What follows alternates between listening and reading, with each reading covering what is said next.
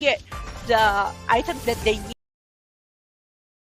And Stitch is going to fall. Heck, the entire Myanmar squad will just be gunned down by Super Marco. It should be a wipeout, but Lina, he has that passive. He instantly respawns back in.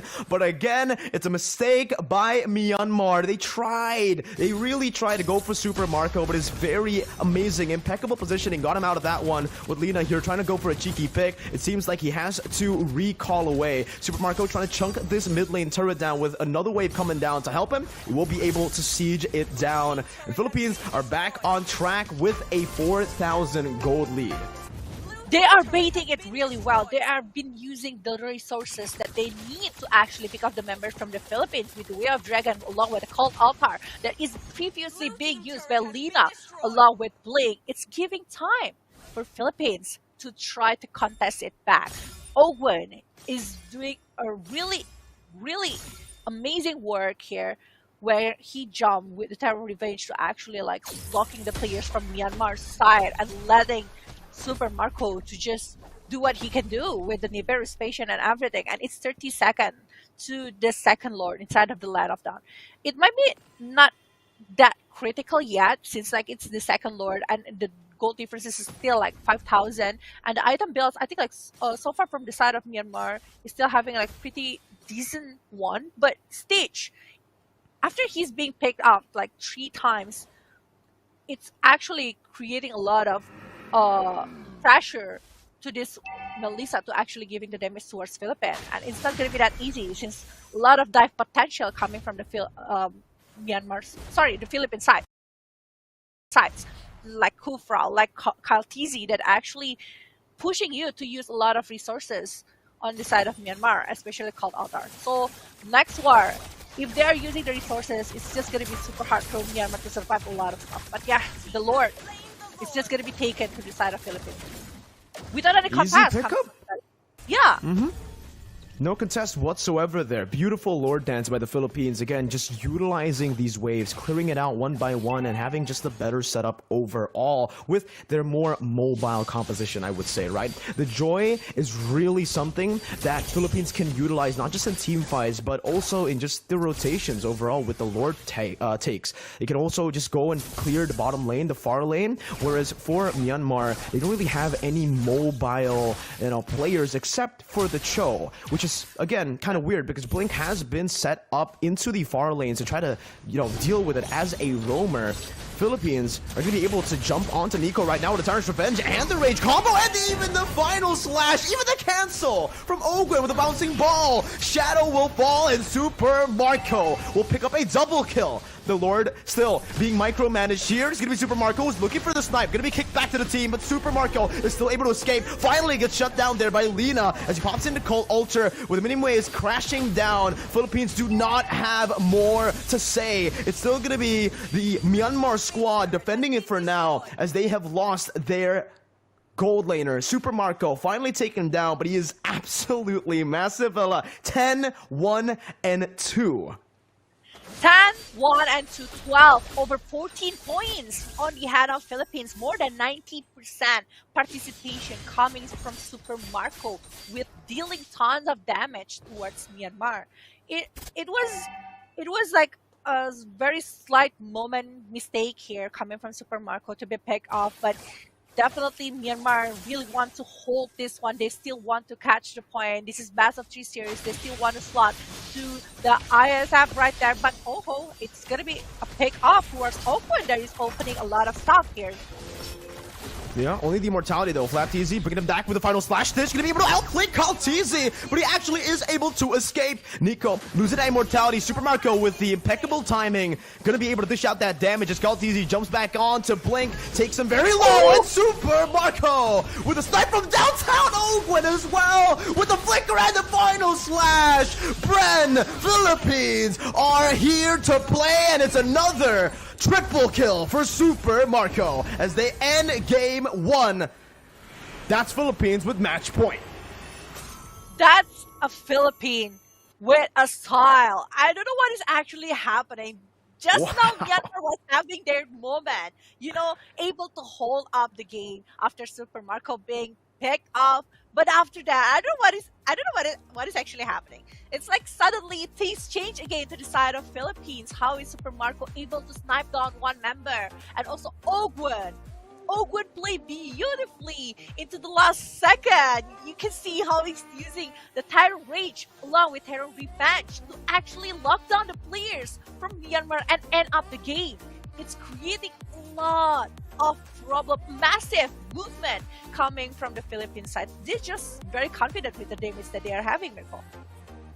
Yeah, I think, again, though, Vela, it comes down to the draft, right? Like, it all starts in the drafts. The strategy that they want to implement into the game was just not as dynamic as the Philippines for Myanmar.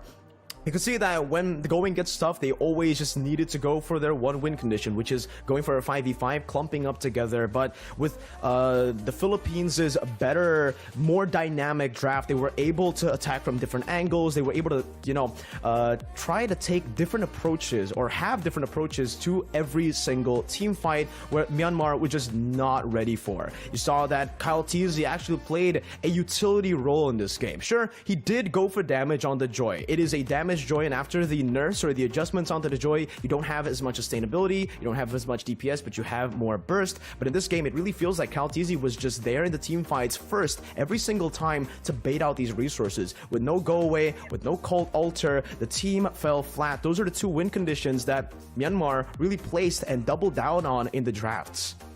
Yeah. They're just like using a lot of things. Whenever Philippines opening up something, they must be using the resources that they were having, just like the Cult Altar along with the Way of Dragon to try to put back every player coming from the side of Philippines. And I think like from Myanmar, they were having a very good moment at first. They just don't know how to actually like finishing off the movement that they were having to win the game that they were at the moment. Just like maybe not having enough damage in the early game situation to try to pick off the players from the side of Philippines. They were using a lot of tanky hero such as Teresa, like Feramis, that actually doing really good. But the rotation that is being brought by the Philippines to just like hold back, not focusing a lot to do the war and keep farming until gets what they want. It's what brought them to the victory for this first game.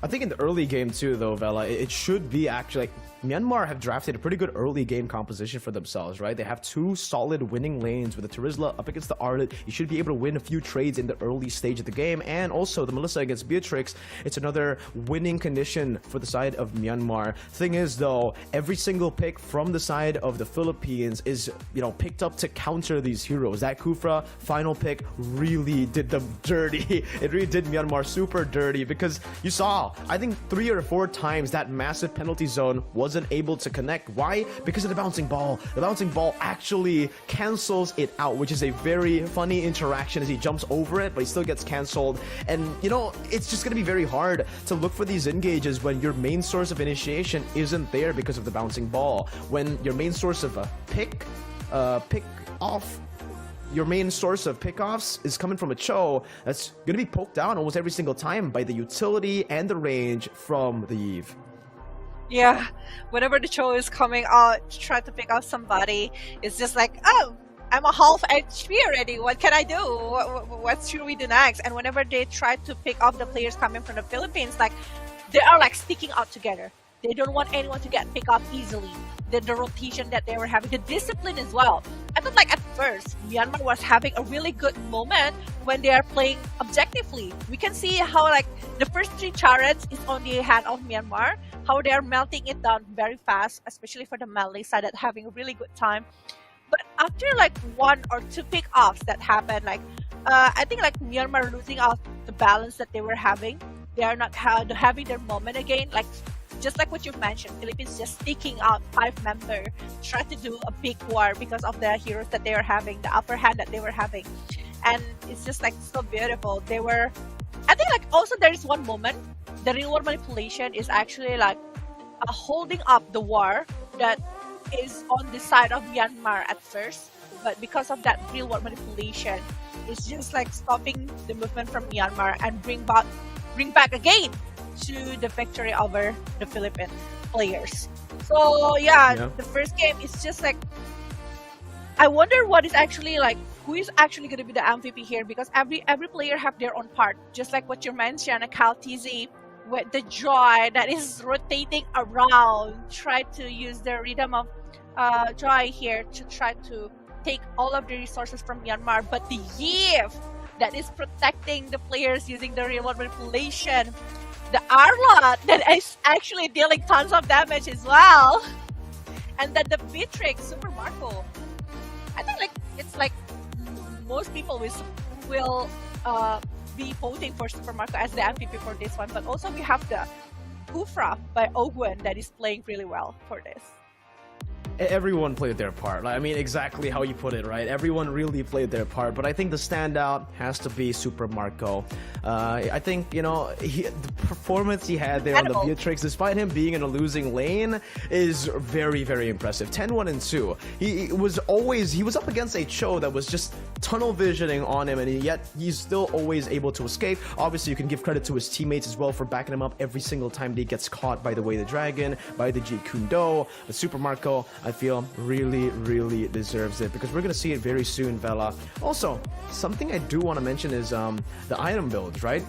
I saw a little bit of it. I saw a glimpse of it in the game from Stitch, actually, and I think it's a very smart adjustment from Stitch. Usually you go for the corrosion side, DHS into the golden staff, but in that situation where it was already a bit, you know, low, he goes for the Malefic Roar. They were already a bit behind, so they need that penetration more than maybe the Golden Staff at the time. But here it is. We're going to take a look at the summary, Vela, of game number 1. We can see that actually Shadow, just like what you mentioned, unable to perform really well here with the bouncing ball that is keep making it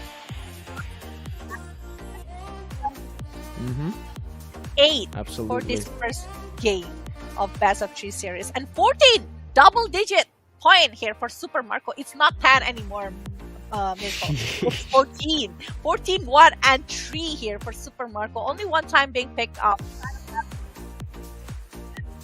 Yeah, you gotta give the MVP to him, man, at this point. Yeah, right?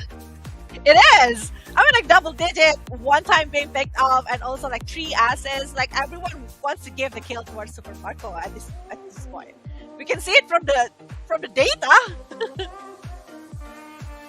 It's crazy. The data really is crazy, because, you know, at the beginning of the game, it felt pretty close, right? Myanmar were able to capitalize on a lot of the misplays, maybe, and a lot of their own proactivity. But I feel like they are a bit impulsive in this game, Vela. They always go for the crazy engages where even maybe they shouldn't have, right? I think one of the ways that Philippines were able to get that lead back was a play up top where Blink went for a Jeet Kune Do Flicker combo and wasn't able to find the Beatrix. After that, Ogwen was able to just use that combo together with the final slash of Flap TZ to completely annihilate the Myanmar squad and take back the lead.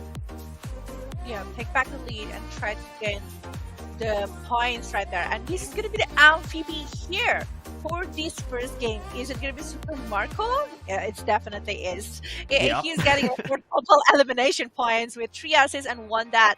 Team fight participation 85%. He deserved to get the MVP. All the damage deal that he is having is just like massive towards Myanmar, and his position with the Nibiru along with the snipe down that is picking up the players to the side of Myanmar is just so crazy. That is only using the Beatrix. He haven't shown the 1-1 that he is really good at. I wonder, will they try to pick over that hero?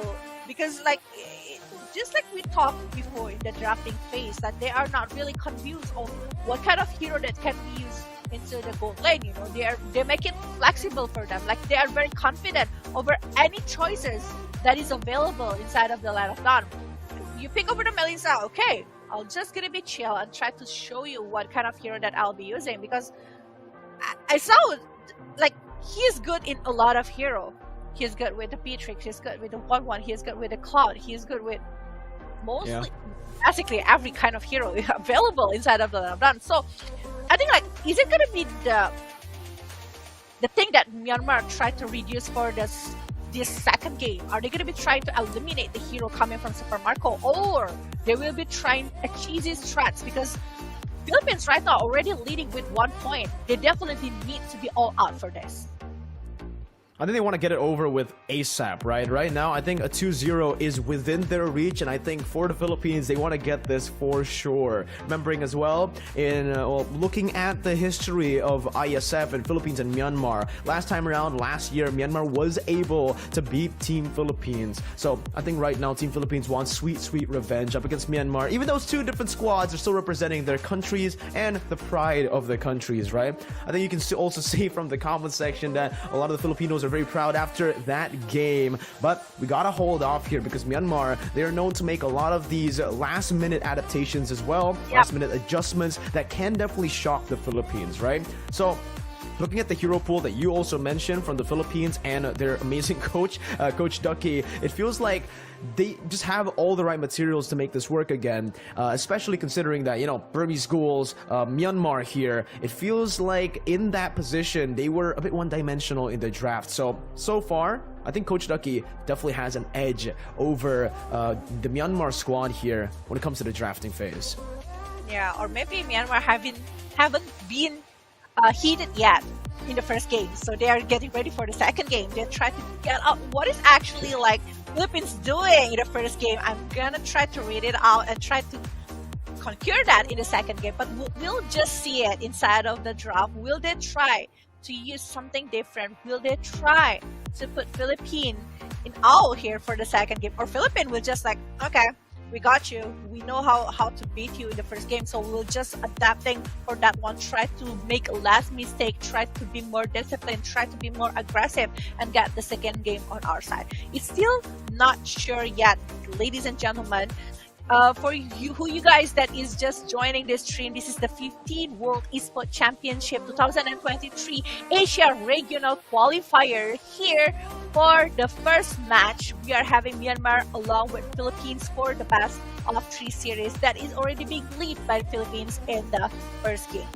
Now, we saw that actually that is funny. There is Farmis 1-1, Natalia, Joy along with Kaja. Mostly the same hero that is being banned in the first game going to the second game here. Yeah, already pretty similar with the Kaja ban, Natalia ban as well, but there's already a little bit of adjustments from both of the teams, right? I think it's a very good adjustment too, especially for Myanmar here, because they picked up a Faramis against an Arlet, right? They let the Arlet and the Joy go, and they pick up a Faramis, two really good heroes that can definitely just stomp on the Faramis. A lot of AoE, a lot of punishment for a clumped up composition that they built around with the Faramis. On top of that, it's also the Yves. So when the combo happens with the Arlet, with the Joy, a lot of AoE already, there's another AoE that can lock them down, immobilize them. The real world manipulation, the slows coming down, and on top of that, they were able to build on it with more synergy, with the Beatrix with AoE damage, and the Kufra. So they had just everything. They had a full buffet when it comes to picks, and I think right now Myanmar needs to be a little bit concerned on how to kind of deny these picks away. Maybe pick it away from Philippines, right? Don't go for a lot of these gimmick and one-dimensional pick-off heroes, because it really is very hard to pull off here in the highest level of competition.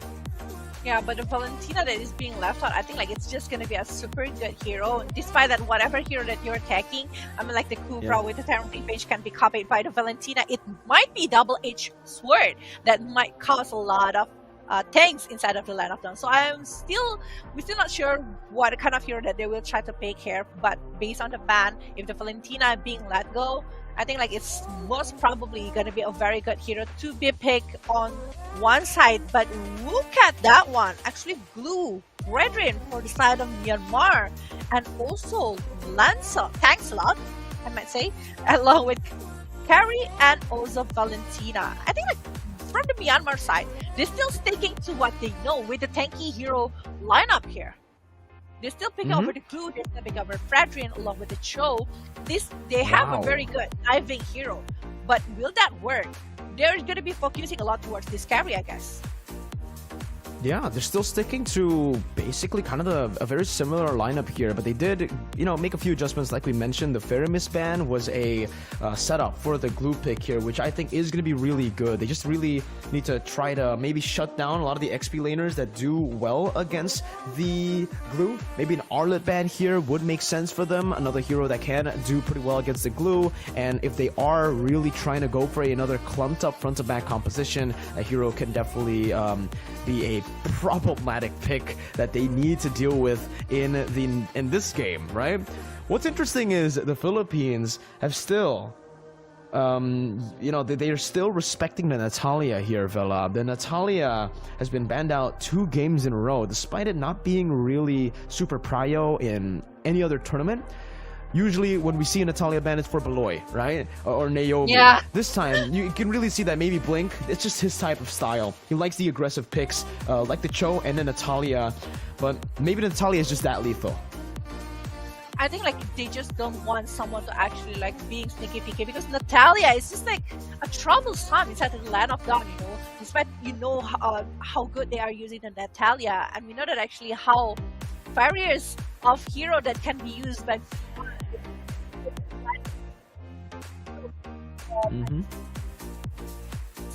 makes sense for them to actually banning over the Natalia, despite again it's not a priority, especially top 3 first hero that is being banned here for the second game. But we are seeing Diggy being banned here from the side of Myanmar. They are getting a lot of CC by the hero that they are having. They don't want someone to actually counter it. While from the side of Philippines, they still haven't got a pretty tanky hero to stay up front. They still need some hero to do that. And I think the Esmeralda might be working for this, or they're gonna be trying to use the Arlot just like what you are mentioning before.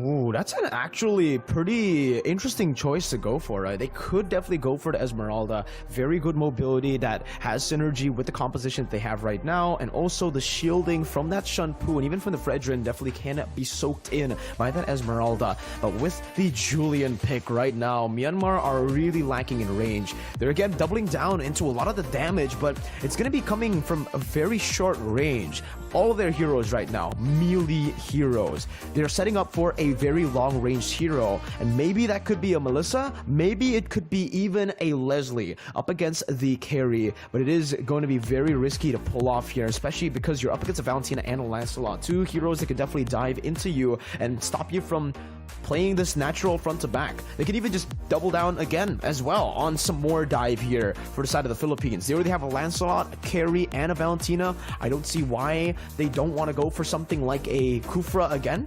And yeah, that's it. They lock it in. There's no reason to change that pick right now. They have the initiation, they have the dive, they have the follow-up, and right on cue, the Arlet, as I said earlier, wasn't banned out by Myanmar, and I feel like that might be an oversight here. That the Arlet on the hands of Flat TZ gave them so many problems in game number 1.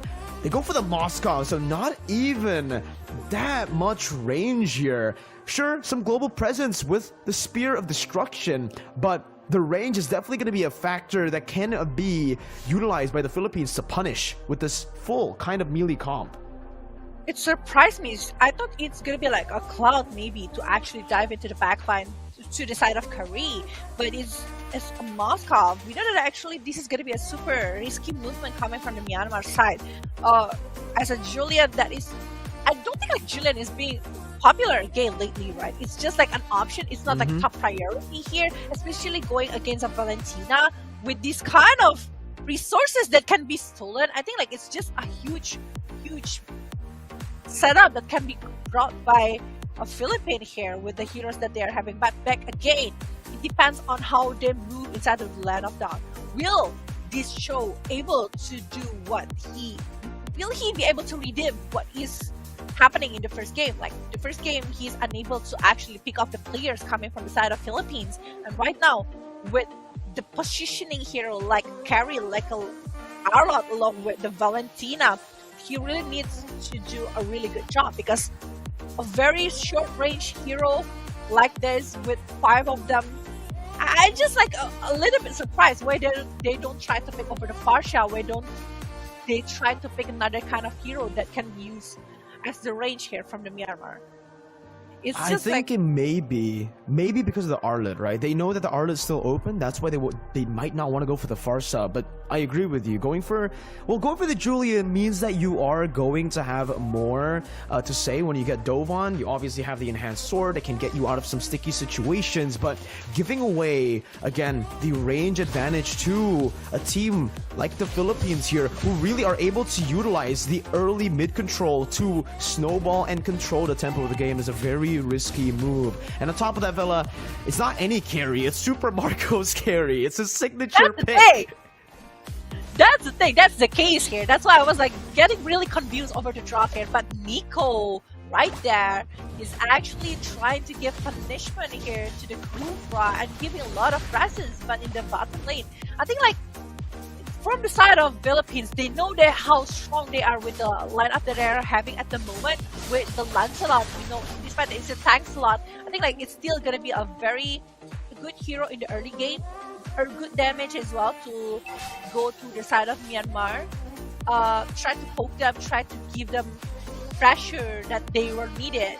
And now this is what I'm scared most. Like with the IMU with the Valentina, and she is having the Way of Dragon to actually help them to eliminate or maybe pick up the player coming from the side of Myanmar.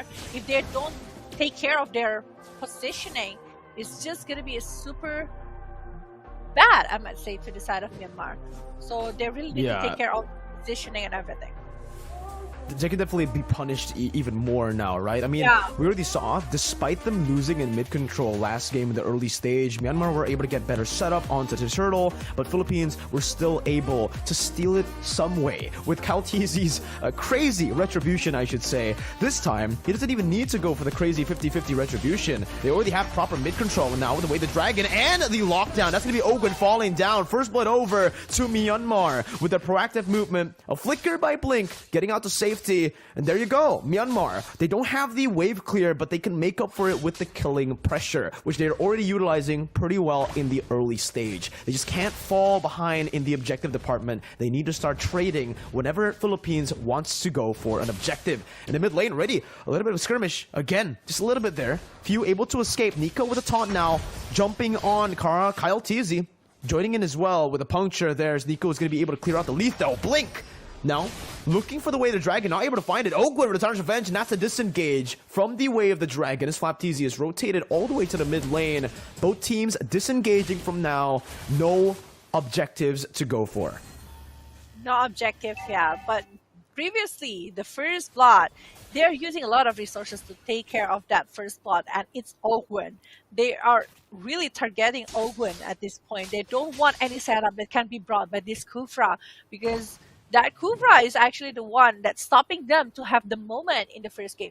So I think like they are much more careful here over the movement inside of the pushes here. They don't want anyone to get picked up easily, but this is show. I mean, like whenever you are showing up, you're definitely getting poked here by the heroes coming from the Philippine sides. We have the carry, we have the Valentina that might use a lot of resources to actually put you down, but this is going to be the battle of setup towards this turtle who is actually That's gonna be the split. Shadow bringing Flapteezy back. Oh, the final slash actually CC's Nico for Kaltizi to pick up the retry. Beautiful coordination from the Philippines to take the second turtle of the game. Now, oh my god, View with the way the Dragon flicker combo onto Nico, bringing it back. Now some damage coming through, but the hand sword finds its mark, and the Appraiser's Wrath will be able to take View down. Despite the play happening there, they weren't able to capitalize. They don't have any damage here. Carry is still in the gold lane. Ogwen now gonna be engaged on. Kaltizi able to clear out that mid lane, so no objectives are going to be taken here from Myanmar. But Super Marco needs to be careful. That's a flicker out. That's a Spear of Misery connecting in the taunt to lock him down. Stitch picks up another kill from Myanmar, but there is a turret objective trade down below. Flapteezy getting it done. My god, I thought like Myanmar won't be having a lot of movement. They are playing much more aggressive for this game. They know what they want. They know what they're aiming for. And I think like aiming towards the kills that they can get is just like looking so good, especially for the stage here. 1 point so far on his hand and shutting down Super Marco in this like first 5 minutes. It's just like a very good upper hand for Myanmar side. They are leading in terms of kill, but the thing is, they are not leading in terms of gold. The gold is still on the hand of Philippines, despite all of the war, all of the movement. They tried to pick players coming from the side of Philippine side. I think they also need to transfer everywhere into the objective gaming, because in the bottom lane, we saw that actually one turret is being taken down, and now in the top lane, Philippines securing the second turret here. They're playing objectively, try to push down the growth that can be brought by Myanmar for this game. Very good objective control. Again, right? Myanmar, right now, the only thing they have going for them is the kill pressure that they have with the Julian and technically the Moskov. Also the split push potential because of that global presence here, as they are able to trade down below, as we said in the early game. That's what they have to do against the Philippines, who have better mid control. Now it's going to be the catch, Titan's Revenge, and the Rage. Now follow up as well onto Nico. Shadow with a split. But it's going to be Super Marco who tries to melt him down, getting him down to a quarter of his HP. Still, though, it's going to be the trade happening for the side of Myanmar. It was all just a distraction from Nico and Shadow. Very good movement by Myanmar, able to capitalize and equalize in that gold department now. Back to even. Yeah, back to even, taking two turrets, especially its bottom turrets, that is close to the Lord right now. It's like 1 minute 30 seconds to the first Lord to appear inside of the Land of Dawn. And I think like Stitch going to the game like this is actually doing really good. But with the Way of Dragon being pop here, will they have enough damage to actually finish this Lancelot off?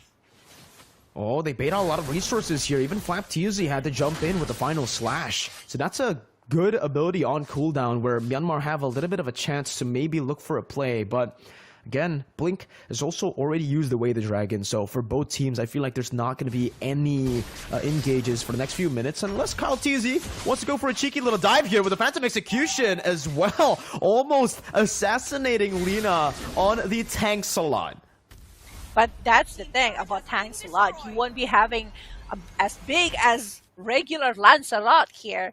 So right now, this Philippine right now are focusing over the objective. They really want to put the movement, but the bushes is very crowded right now.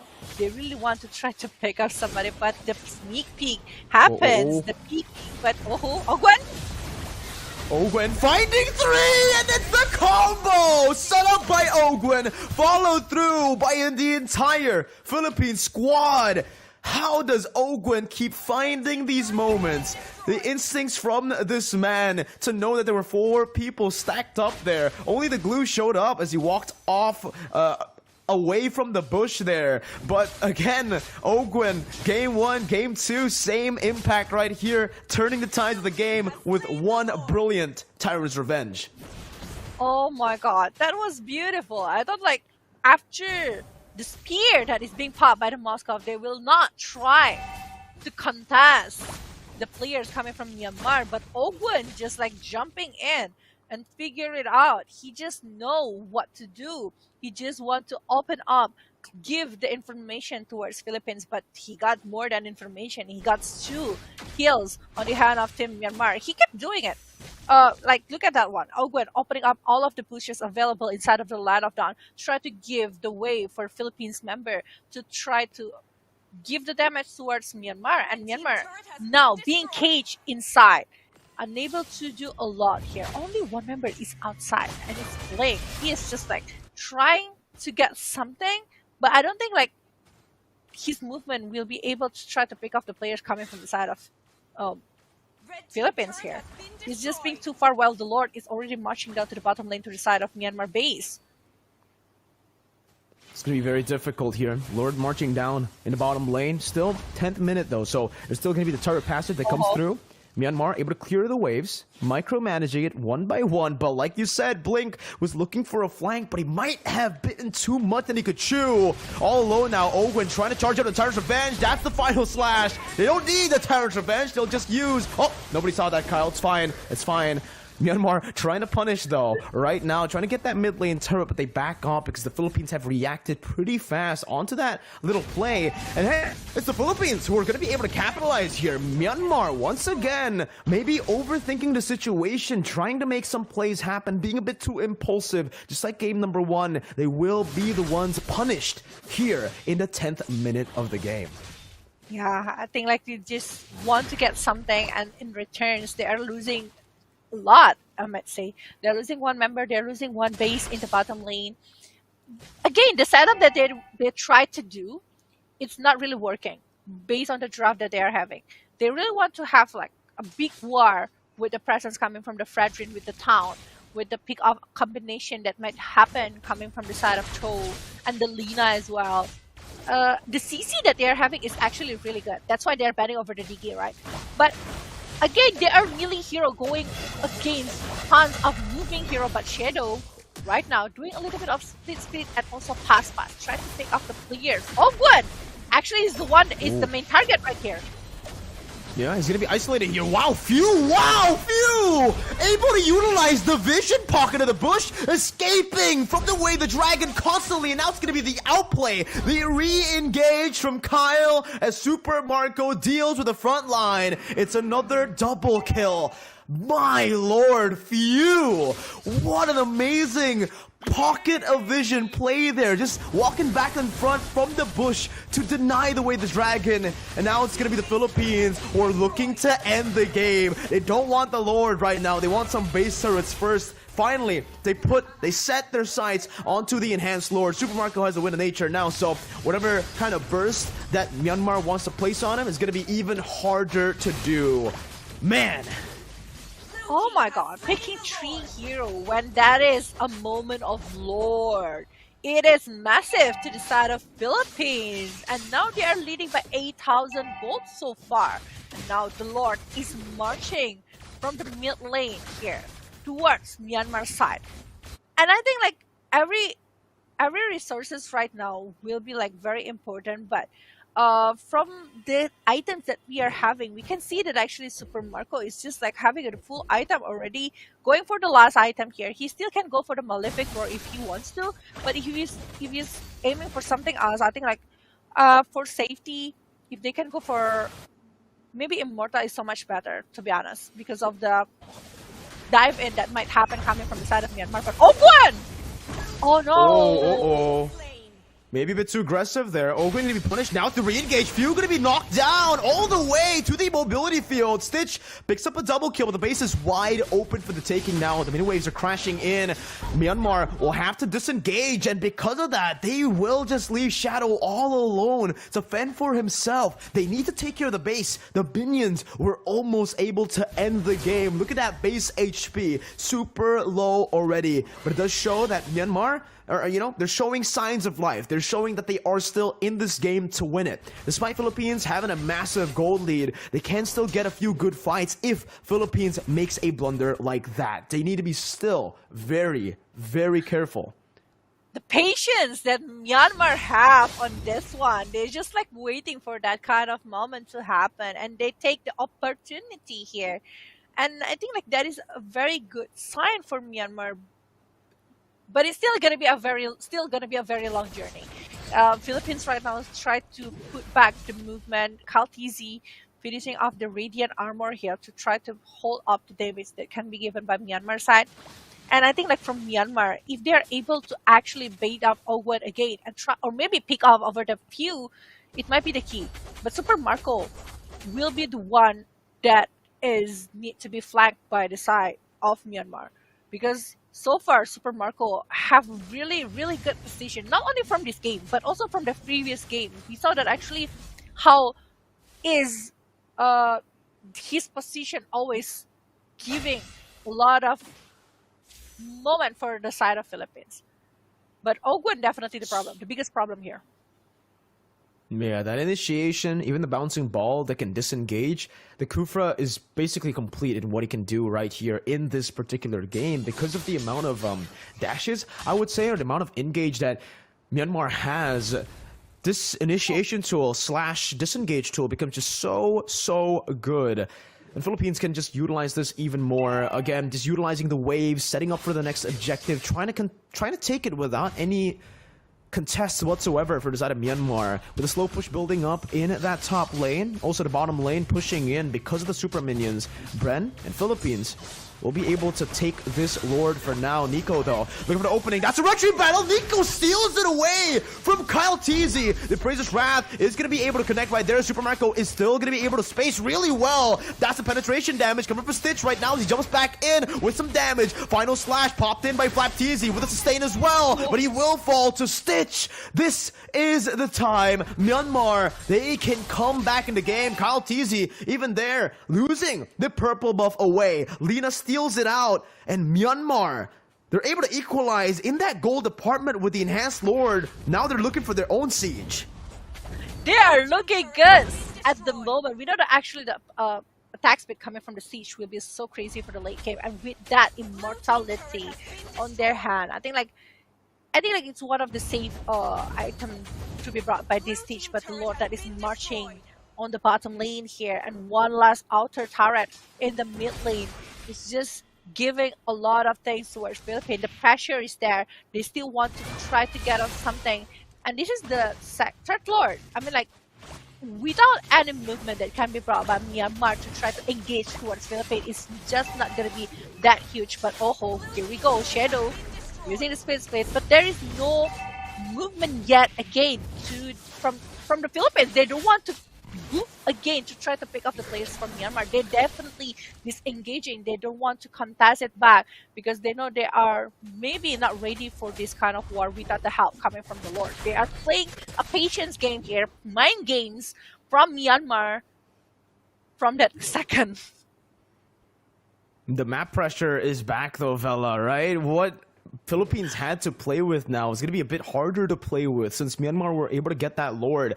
And man, we got to talk about that even more. Like Nico, 1 versus 2 against a Tanksalot with full puncture stacks. That should have really, well, that it's not shouldn't. That definitely favored Kaltizi when it comes to the 50-50 retry battle. With a full puncture stacks, you deal more damage with retribution, but Nico somehow, some way was able to take it away. When we take a look at the item builds here, you can already see Kyle's feeling very confident. Usually with a tank slot, you see a war axe, but because these fights have been going on for, well, haven't been really drawn out, he decided to go for the Hunter Strike, just for a little bit more damage, a little bit more burst to play with. But now we're entering that late stage where Stitch and Lina are fully back online, right? Stitch especially here will need to be targeted. Philippines will need to try to put all their resources onto Stitch, because if this guy is able to free hit, the entire team will be melted down. That's the thing about the Moskov. You clump up together, it's going to be an advantage for Myanmar. Yeah, it is. With the attack speed that he's having for the late game, it's just going to be super massive. Along with the Super Marco, actually, I want to mention as well, like Super Marco going against like 3 tanky heroes from the side of Myanmar, the true damage will actually melt down Myanmar really fast. But the case is, the players coming from the side of Myanmar really targeting the presence of the Super Marco. They really want to go in. They really want to dive in to their side. That's why the Super Marco really cautious over the movement that he can do inside of the line of down. And right now, poking over the Lord. Look at that one. Actually, the spear is always being used to seek the presence of Ogwen. They really want to know what kind of movement that Philippines is doing. And look at how far Stitch is from the war. He just he'll just easily go to the war with the that he's having, but the Lord. Yeah, not too sure about that, man. With Stitch up top, that's gonna be a free kill over. The final slash seals Shadow's fate Now Nico is going to be engaged on. Flapteasy trying to zone him away from the Lord Pit, but it's going to be Nico again with the Retribution to steal it away. Blink with the way to Dragon onto Few. They did not have Stitch. Shadow died before the Turtle 50-50 or the Lord 50-50, but they were able to still find it. Lina now running for his life. That's Kalteezy with Retribution. Lina trying to cut away, dealing some damage as he walks back in to the fray. Looking for an enhanced sword combo as well, but the way the Dragon locks him down. Kalteezy picks up the kill. It's an evolved Lord from Myanmar. They have prolonged the game again. They are definitely getting something here. They will be able to stop the Lord. This is like midway going to the mid lane over the Philippines, but without Lina, without Shadow, I don't think from the side of Myanmar will try to do something else. But Nico, look at this one. He's just like, he's being disturbed by the presence coming from Flapteasy, but we can see how he is going with the Retribution. That is smooth like a butter, you know. He's just like taking everything. It's just, I don't know, it's just so beautiful coming from Myanmar, especially coming from Nico with the movement, despite all of the struggles that he's having to go and reach that Lord. It's 11-6 right now. Based on the kill, Philippines got it. Based on the gold, it's pretty much the same. And this is 21 minutes inside of the second game. So far, both of them still have chance to win this game. It depends how they are going to be able to secure it. Is it a better setup? Is it pick off that might happen? Because both of them keep doing the same undisciplined movement. Some of them get pick off. Some of them are using the resources not on the perfect timing. And it will be a domino effect. This is 22 minutes going on inside of the Land of Dawn.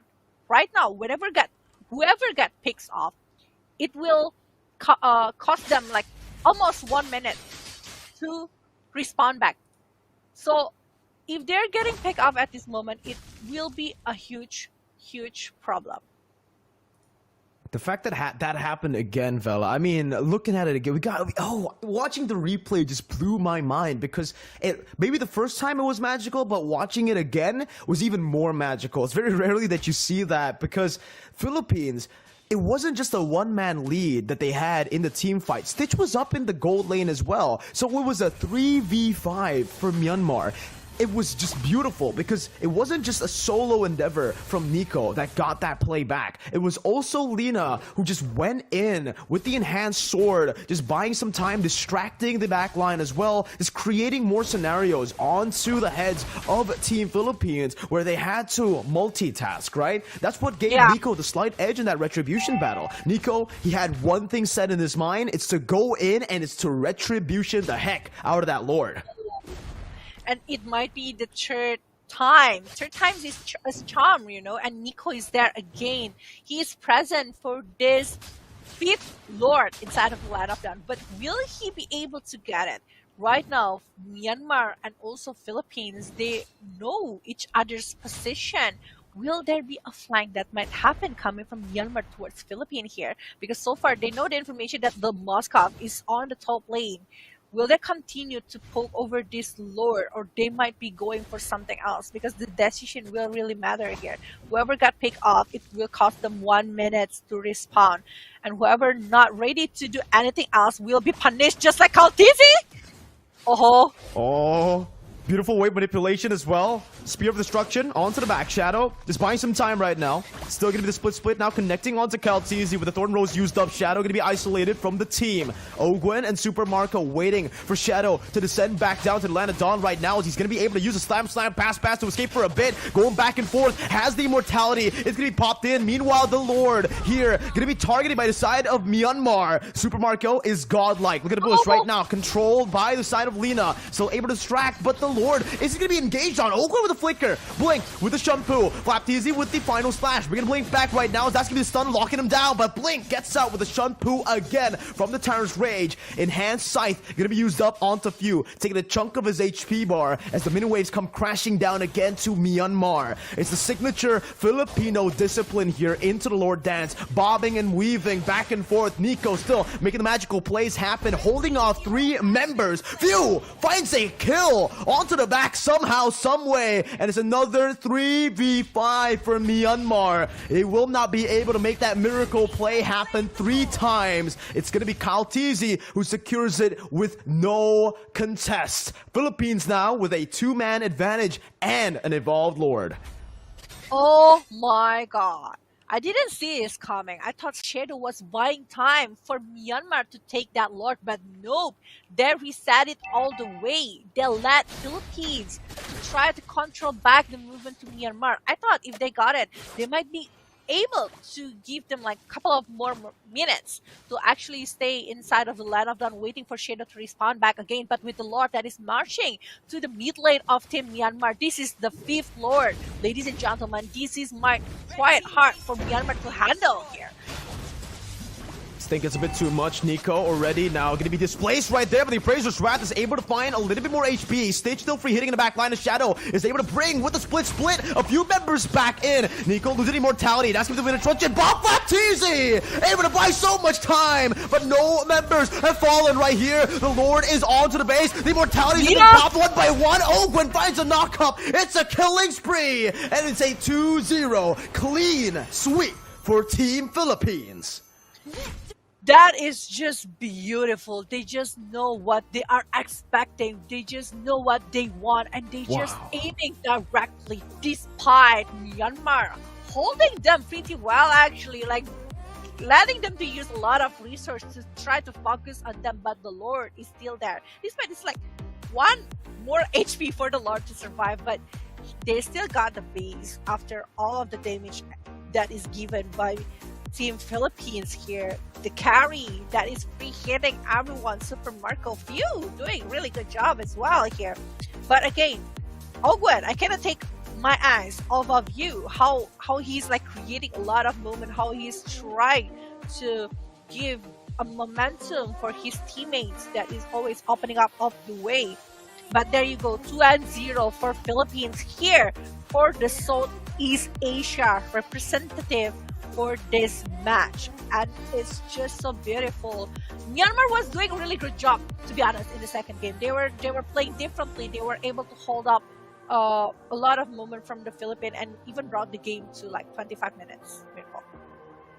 It was already really good, right, from Myanmar. They really did everything that they could to try to stop Philippines, to try to take a game back and equalize in the series. But it shows, again, that experience shows in this matchup. Philippines with more experience on their backs, with obviously 2 veteran players, Few and Flap TZ. The 2 pillars, you could say, of that game, with a lot of plays being made, especially towards the end there. Flap TZ was able to buy so much time, soak in so much damage, and take a whole lot of resources away from Myanmar. It kind of gave them the dub in that team fight. It could have been super bad if Flap TZ just died there, but super fast hands still. Even though he's a veteran, he's still a very young player, and it shows with his mechanics that he's still able to pop off with the item swaps. And it's just a phenomenal game from the Philippines, right? Despite them having a rocky, very, very rocky late game, they were able to make those slight adjustments, and it's just that championship mentality. Yeah, it is. The discipline that they were having as well, like the patience, like they know after doing this kind of mistake what they need to do, what is the problem solving that they need at that particular moment. And I think like that is the good thing coming from the side of Team Philippines here. They just know what is the next step. They're just a couple of steps ahead compared to Team Myanmar in this second game. They just know after doing the mistakes inside of the Lord, they just know, oh, okay, we shouldn't do this again, and they just like stop the movement that is being brought by Myanmar for the 3rd times, and then there is no stolen Lord happens, and it's just like that kind of mistake actually being a domino for Myanmar. They are losing 1 member, they are unable to take over the Lord, they are unable to get a moment again, and the Philippines, the 2 times using pretty much the same concept of draft for this first and second game, and they don't need to use a lot of information to be given to the opponents. Still, you know, Philippines, the powerhouse that we all know who they are, and right now they are still one of the favorites to win it all, even here, even still in the qualifiers. But valiant effort from Myanmar. GG, well played, and absolutely nice try, because they definitely gave Philippines a run for their money, right? Philippines weren't able to do everything as they pleased. They were able to control the early game pretty solid, but then maybe, in my opinion, they started to disrespect Myanmar a little bit too much, going for a lot of the 50-50s that are pretty unnecessary. Considering they had such a big gold lead, but I think it shows that, the MLBB competitive scene is developing, especially for Myanmar here. With a young squad, they're already very, very promising, and we'll definitely see more of them in the future. But for now, it's still Philippines' time with that dub, 2-0. Yeah, 2-0. I wonder who is actually going to be the MVP for the second game, because again, I don't have any. I don't know. Yeah, guys. The first game is like pretty much Super Marco. Showing it's Super Marco, right? But for this second game, I don't know. it's like a lot of players have their own roles for this one. I do believe that TankSlot is actually doing a really, really good job here. But I don't really like, to be honest, Mirko, I don't really like TankSlot, because for me, it's like not really working. Despite that it's working, but it's not in the good. It's not fun. It's not as fun as damage Lancelot, yeah? Yeah. I agree. I really hate the tanks, but hey, it's the meta right now, and the tank slot is absolutely broken. So you gotta utilize it. Because of the...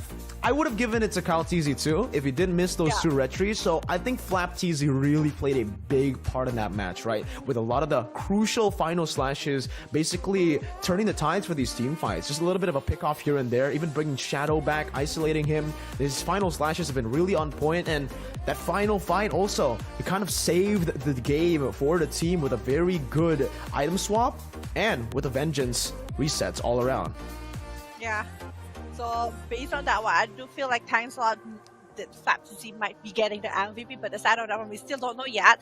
It's just a prediction coming from both of us. But again, all of them playing their own part. Even Few was doing a really good job to actually pick up the members coming from the side of Myanmar with the Way of Dragon, with a lot of good IMU that is actually bringing up and baiting the players from the side of Myanmar. Even like you were mentioning how splendid the movement coming from Few to actually like pick up the members coming from he is. And he's like very patient and very picky over who is his target, he's just like, I really want this one, and he wants that one. Whenever he wants it, he got it. Yeah, I mean, that vision pocket play when he walked back and forth out of the bush to avoid the Way of the Dragon, oh man, that was absolutely beautiful. Something very small, but very minor in the grand scheme of things, but those are little things that make you win the game, and I think in that particular situation, if you hadn't done that, it would have been very, very bad for the team, because he would have been picked off very early, and without your mid laner, without your main source of technically CC to cover up for your carry, it could have been bad. So that minor play turned out to have major consequences towards the later stage of the game as well, because Super Marco was able to completely snowball as usual. Super Marco doing Super Marco things, farming up a storm and getting the kills when it matters, positioning and spacing really well in these team fights, even better than Stitch, despite the carry not being as mobile, I would say. But we will be taking a look as well, Vela, at the stats with a match summary for game number 2. Game number 1 was a quick one. It felt pretty quick, especially compared to game number 2, because game number 2, man, it was a marathon. We just kept going back and forth, all non-stop action, with even some little fun retry battles going in the way. It is super fun and super intense as well. But yeah, this is gonna be the data that we are having for this second game. We know that actually it's like 16-6. Actually, based on the total kill, it's not as much as the first game, but the action per minutes, it's so much bigger rather than the first game. The action per minutes that happened inside of the Land of Dawn for this 25 minutes game is just like double from the first game. They are using a lot of resources to one and another, but because of the back and forth that they were using, the meta that they were trying to disengage from one to another to avoid the battle, actually lead them to this summary with 6 and 16. But look at that one. Actually, for this one, Shadow is the one that actually being picked up a lot from the side of Myanmar. He's been trying to give up the spaces for Myanmar to go and be the star for the late game situation, but it's not really happening because few LabTZ, Super Marco, actually Super Marco getting a really good number of KDA here with 8, 1, and 3. He's like actually dealing tons of damage with the carry, the true damage that can melt down this Cho, this Fredrin, along with the Groove here. Well, for KalTZ, not being picked up even once, Mirko. Yeah, that tank slot really doing him justice, man. You have the mobility of a normal Lancelot and the tankiness of, I don't know. Who's another good tank that can soak in that much damage? We'll just say Akai, right? But we're gonna take a look at the head-to-head as well. Post-match for game number 2 here. 6 eliminations, 14 assists in total, 16 deaths. You can see that the Philippines, again, this is something that we're used to seeing, right? Especially in Filipino games, where objectives takes the center stage. That's the main objective. That's the main thing that the Filipino teams are looking for. And I think right here, you can kind of see that Myanmar were forced to play with that objective control battle as well. They were constantly trading on the map and they weren't really able to utilize the kill pressure within their composition early. Sure, later on in the game, they were able to find a lot of these good skirmishes to come back in the game just a bit, but they gotta stick to the game plan, right? They really have to be confident as well with their drafts. If their composition is built for that kill pressure, they need to be able to utilize it. I feel like the Philippines were just really good at forcing Myanmar to play their style. Yeah, they're forcing it really hard to the side of Myanmar, and this is the Amphi. Ladies and gentlemen, who is actually going to be MVP for this one? This is KalTZ with the 3 elimination, 9 assists, total 0 dat, and 75% team fight participation. He is doing a really good job here, trying to pick up or maybe giving up the damage. Let them bait them to use the resources that they have to focus on KalTZ, while the rest of the players coming from the Philippines doing their job to finishing off the opponent side. So congratulations for KalTZ getting the MVP for the second game of this best of 3 series. He made 2 mistakes, fella. He only made 2 mistakes the entire game, right? When usually you see a lot of players make a lot of mistakes in the games, this man literally just made 2. He has a perfect KDA. He was farming up a storm. He created that snowball for the team with a lot of the crazy good ganks and honestly, all the turtle secures as well, right? So he was able to provide so much for the team. Now, unfortunately, those 2 mistakes were pretty big one. That's what almost gave the enemy team a way to come back. But hey, it's a team effort to go for the Lord. You can't just blame it entirely on your jungler. And KalTZ performed in this series, in this game especially. Yeah. And I think like one of the moment is because of the spear that is being popped by the Moscow, so he's unable to use the retribution. So it happens all the time. We cannot actually blame it to the jungler, just like what you've mentioned before. But that is it for the first match. That is Southeast Asia battle, the Philippines versus Myanmar just now. But later on, we will be having Central Asia tournament. We will be having another match here for the Central Asia. We'll be having 4 actually. We are having the Southeast Asia, Central Asia, South Asia, and also West Asia. And we will be having best of 3 along with best of 5. So it's going to be quite different from one to another because I will let you guys know. So we have like 5 of different region here, sub-region. We have the Central Asia, East Asia, West Asia, Southeast Asia, South Asia, and also Oceania. We have 6. And also we have the host country, which is Saudi Arabia here. So we will be having total 10 slots for the Asian Championship for the 15th. There you go. Response Championship 2023. Yeah, and don't forget, ladies and gentlemen, tune in as well to the next match, right? Because this match was already fire. We're going to see a lot more of the fire matches up ahead. And speaking of revenge or repeat when it comes to the historical battles, we're also going to see another one of the same matchups here, meeting in the playoff match, Vela, to qualify to the main event of IESF World Esports Championships 2023, the 15th one. It's going to be Kazakhstan. We're facing off against Uzbekistan, where we did see this same match. We also casted this match, Vela, last year. So will it be repeat or will it be revenge? Because last time, it was an absolute stomp. It is. Last time it was one-sided game, but with a different roster this time. Exactly. Will it be different? And we know that actually the growth inside of the South Asia, Central Asia, or maybe the MENA right there is just like growing a lot here for the Asia community for the Mobile Legends. So I think like Uzbekistan, Kazakhstan, they are growing a lot since the previous year. So I really want to know what kind of growth that they were having, what kind of meta they will be showing us today, what kind of surprises. We still don't know what kind of things that happen in the region. So I really wonder what is actually going to be the case, because for the Central Asia, it's only going to be one slot to the main event, to the LAN event. Mirko, it's only one. So it's between Kazakhstan, Kyrgyzstan, and also Uzbekistan. It's between three of them. So there you go. Between all three, and right now in the playoff match, we are going to see Uzbekistan and Kazakhstan face off, right, to qualify to the main event. So there you have it, ladies and gentlemen, the development of MLBB in every single nation that's participating. It really is very interesting to see how the game has developed and grown and everywhere around the world, right? And we're seeing it here with IESF 2023. It's absolutely amazing, phenomenal. Yashi 2023. We're also going to be followed up later on in the third match of the day by Bangladesh versus Sri Lanka. If you guys did not get to see today's schedule earlier on before we started in match number 1, another banger of a match. It's going to be another big match, I would say, right? Two countries that I would say have also been developing quite well in the MLBB scene. Yeah, and also for the last match of the day, it's also going to be super big here because it's going to be UAE versus Iraq here.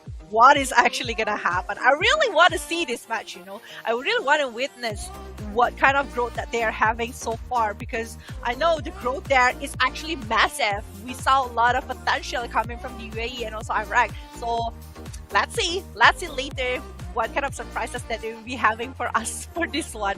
4 matches that we will be having today. So ladies and gentlemen, please stay tuned until the last second of the match, because definitely we will be showing you a really great matches for today. So it's because this is like 150 countries, right, that is participating inside of the IESF, and most of them participating for these Mobile Legends. And it's just like, I'm so delightful to be here, you know. I'm so happy to cast with Mirko for this Asia qualifier. Same here. Likewise. An absolute pleasure once again to be serving for IESF again. You know, we did it last year when it was in Bali, home country of Indonesia. Right here, we're doing it again, hopefully all the way to the main event later on as well. We'll see what happens, because obviously the developments of these matches are going to be great. I want to really see it, not just in the qualifiers, right? Imagine this, in the qualifiers alone, we're already seeing so many interesting matchups, so many crazy developments. What'll happen in the main stage? What'll happen in the main event? Where last year, it was a bit of a shocker, a bit of a plot twist, right? The favorites were the Philippines, but Indonesia were able to take the dub in the end, Vela. Yeah, it's actually a surprise of what is actually happened last year with the IESF Bali 14 World Esports Championship. It's just like a lot of plot twists, a lot of development, but we can see that actually we are going for a lot of improvement that we will see later. Absolutely. But ladies and gentlemen, it's been amazing. An amazing first match. Vela and Mirko, we're going to be signing out to a break. Stay tuned for the next match, because it's going to be coming up very soon. Peace out.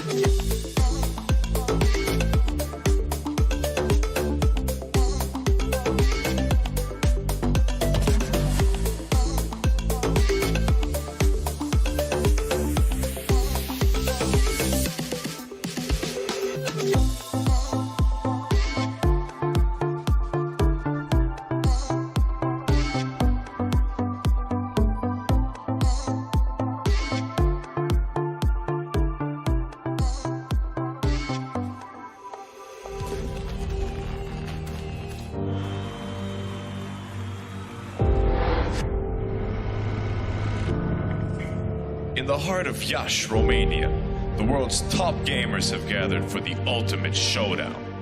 IESF brings heart-stopping matches across a variety of gaming genres in an electrifying experience that celebrates the passion and dedication of esports athletes from around the globe. This is more than just a tournament. This is where champions are born, legends are made, and anything is possible. Get ready to witness the ultimate display of skill, strategy, and heart. The IESF World Esports Championship. It's about to take your breath away. Do you think you've got what it takes? The challenge will be tougher than ever.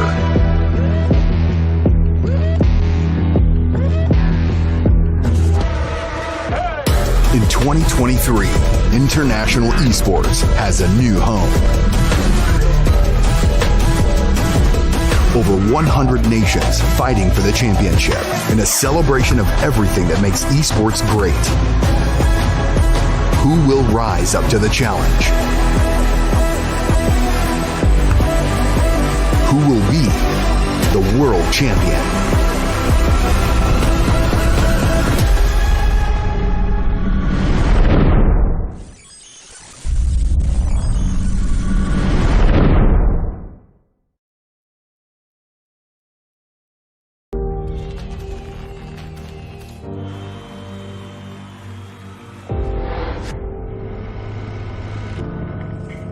In the heart of Iași, Romania, the world's top gamers have gathered for the ultimate showdown. IESF brings heart-stopping matches across a variety of gaming genres in an electrifying experience that celebrates the passion and dedication of esports athletes from around the globe. This is more than just a tournament. This is where champions are born, legends are made, and anything is possible. Get ready to witness the ultimate display of skill, strategy, and heart. The IESF World Esports Championship. It's about to take your breath away. Do you think you've got what it takes? The challenge will be tougher than ever.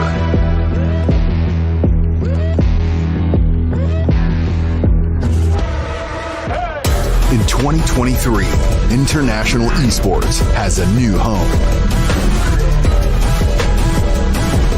Over 100 nations fighting for the championship in a celebration of everything that makes esports great.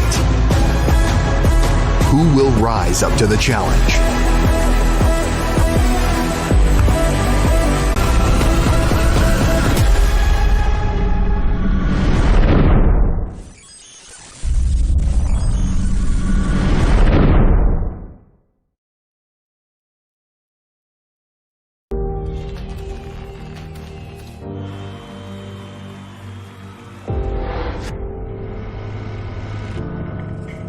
In the heart of Iași, Romania, the world's top gamers have gathered for the ultimate showdown. IESF brings heart-stopping matches across a variety of gaming genres in an electrifying experience that celebrates the passion and dedication of esports athletes from around the globe. This is more than just a tournament. This is where champions are born, legends are made, and anything is possible. Get ready to witness the ultimate display of skill, strategy, and heart. The IESF World Esports Championship. It's about to take your breath away. Do you think you've got what it takes? The challenge will be tougher than ever.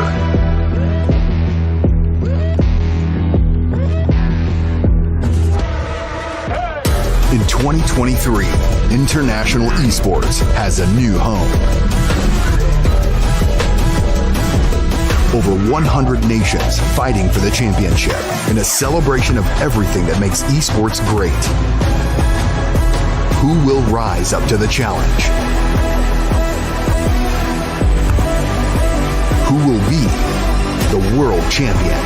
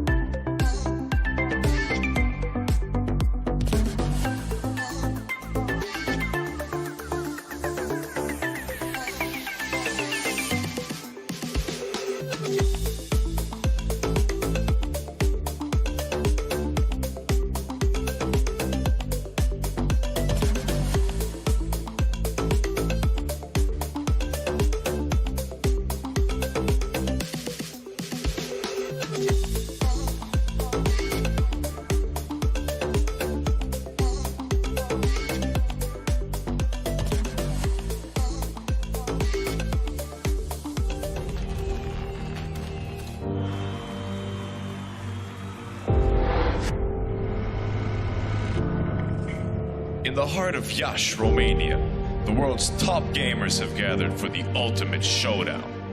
IESF brings heart-stopping matches across a variety of gaming genres in an electrifying experience that celebrates the passion and dedication of esports athletes from around the globe.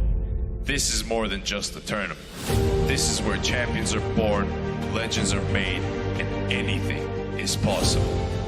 Get ready to witness the ultimate display of skill, strategy, and heart. The IESF World Esports Championship. It's about to take your breath away. Do you think you've got what it takes? The challenge will be tougher than ever.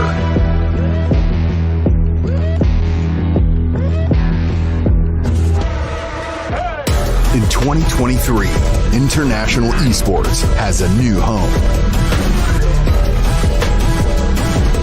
Over 100 nations fighting for the championship in a celebration of everything that makes esports great. Who will rise up to the challenge? Who will be the world champion?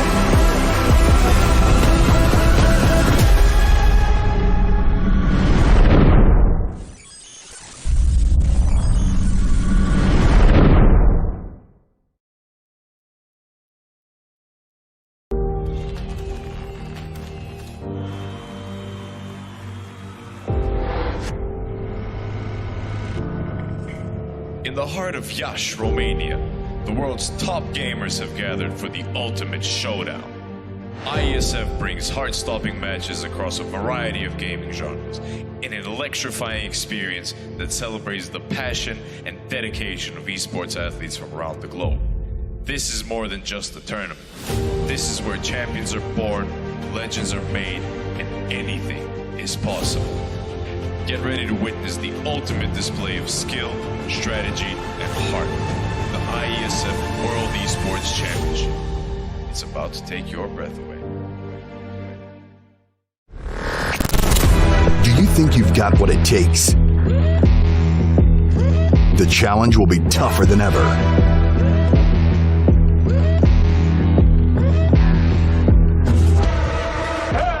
In 2023, international esports has a new home. Over 100 nations fighting for the championship in a celebration of everything that makes esports great. Who will rise up to the challenge? Who will be the world champion?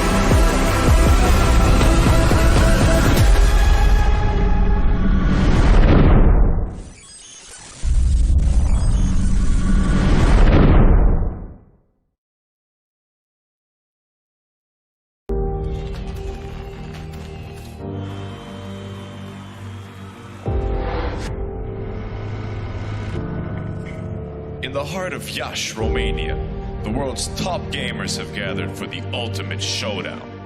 IESF brings heart-stopping matches across a variety of gaming genres in an electrifying experience that celebrates the passion and dedication of esports athletes from around the globe.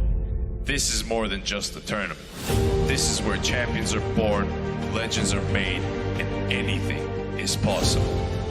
Get ready to witness the ultimate display of skill, strategy, and heart. The IESF World Esports Championship. It's about to take your breath away. Do you think you've got what it takes? The challenge will be tougher than ever.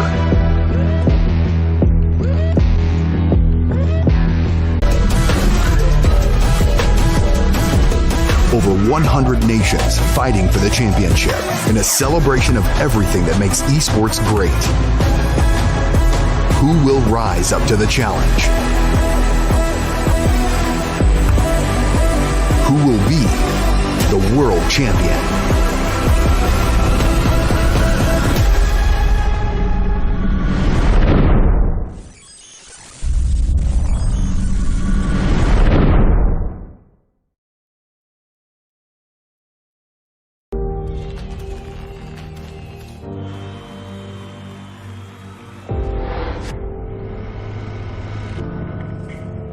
the heart of Iași, Romania, the world's top gamers have gathered for the ultimate showdown.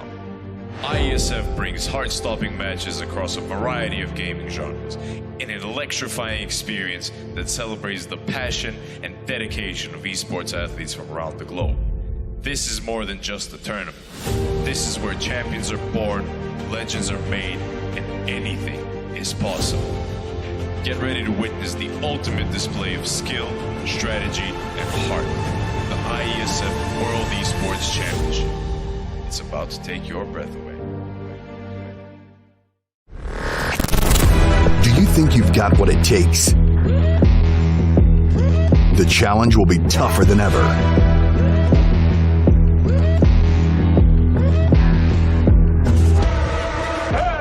In 2023, international esports has a new home. Over 100 nations fighting for the championship in a celebration of everything that makes esports great. Who will rise up to the challenge? Who will be the world champion?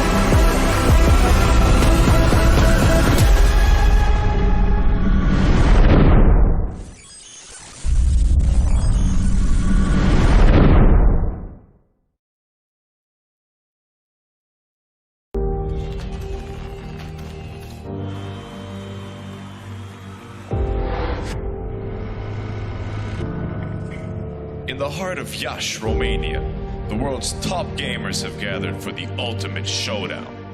IESF brings heart-stopping matches across a variety of gaming genres in an electrifying experience that celebrates the passion and dedication of esports athletes from around the globe.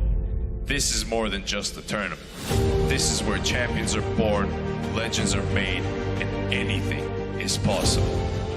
Get ready to witness the ultimate display of skill, strategy, and heart. The IESF World Esports Championship. It's about to take your breath away. Do you think you've got what it takes? The challenge will be tougher than ever.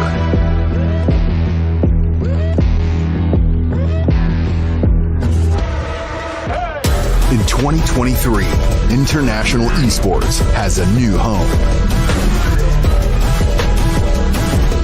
Over 100 nations fighting for the championship in a celebration of everything that makes esports great.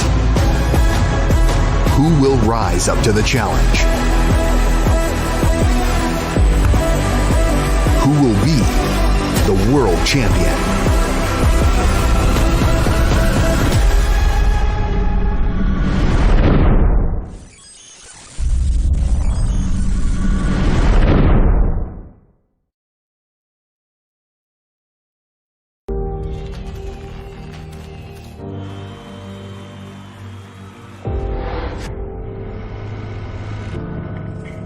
In the heart of Iași, Romania, the world's top gamers have gathered for the ultimate showdown. IESF brings heart-stopping matches across a variety of gaming genres in an electrifying experience that celebrates the passion and dedication of esports athletes from around the globe. This is more than just a tournament. This is where champions are born, legends are made, and anything is possible. Get ready to witness the ultimate display of skill, strategy, and heart. The IESF World Esports Championship. It's about to take your breath away. Do you think you've got what it takes? The challenge will be tougher than ever.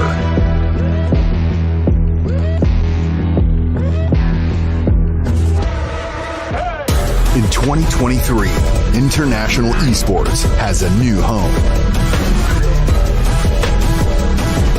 Over 100 nations fighting for the championship in a celebration of everything that makes esports great. Who will rise up to the challenge? Who will be the world champion?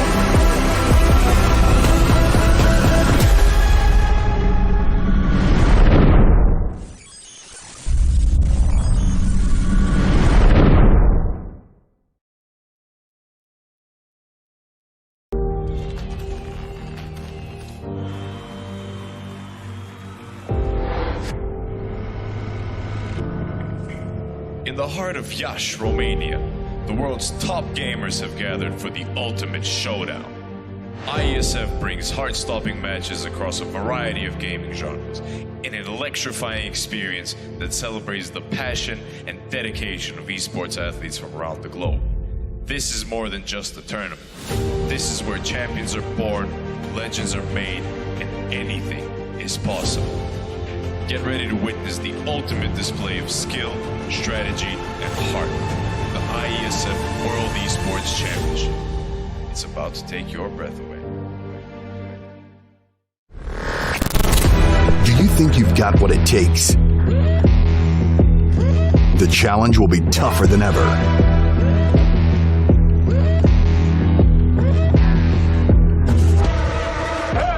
In 2023, international esports has a new home. Over 100 nations fighting for the championship in a celebration of everything that makes esports great. Who will rise up to the challenge? Who will be the world champion?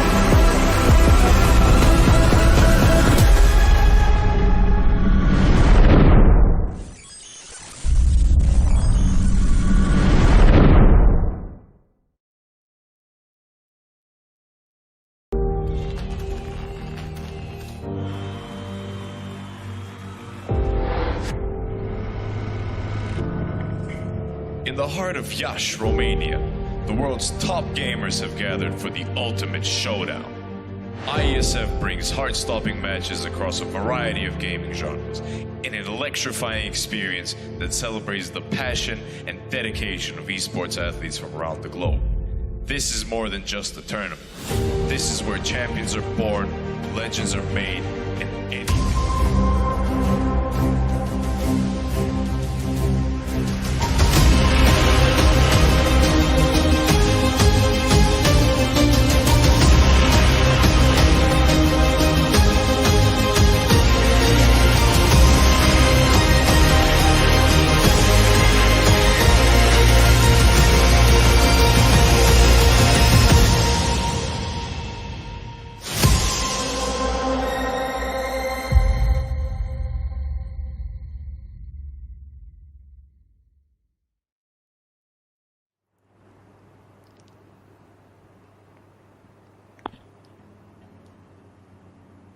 Welcome back again, ladies and gentlemen. Here with me, Village and also Mirko into 15th World Esports Championship 2023. Here we are back for the second match after witnessing the first match, Southeast Asia Qualifier between Philippines versus Myanmar, that is being held by victory from Philippines itself.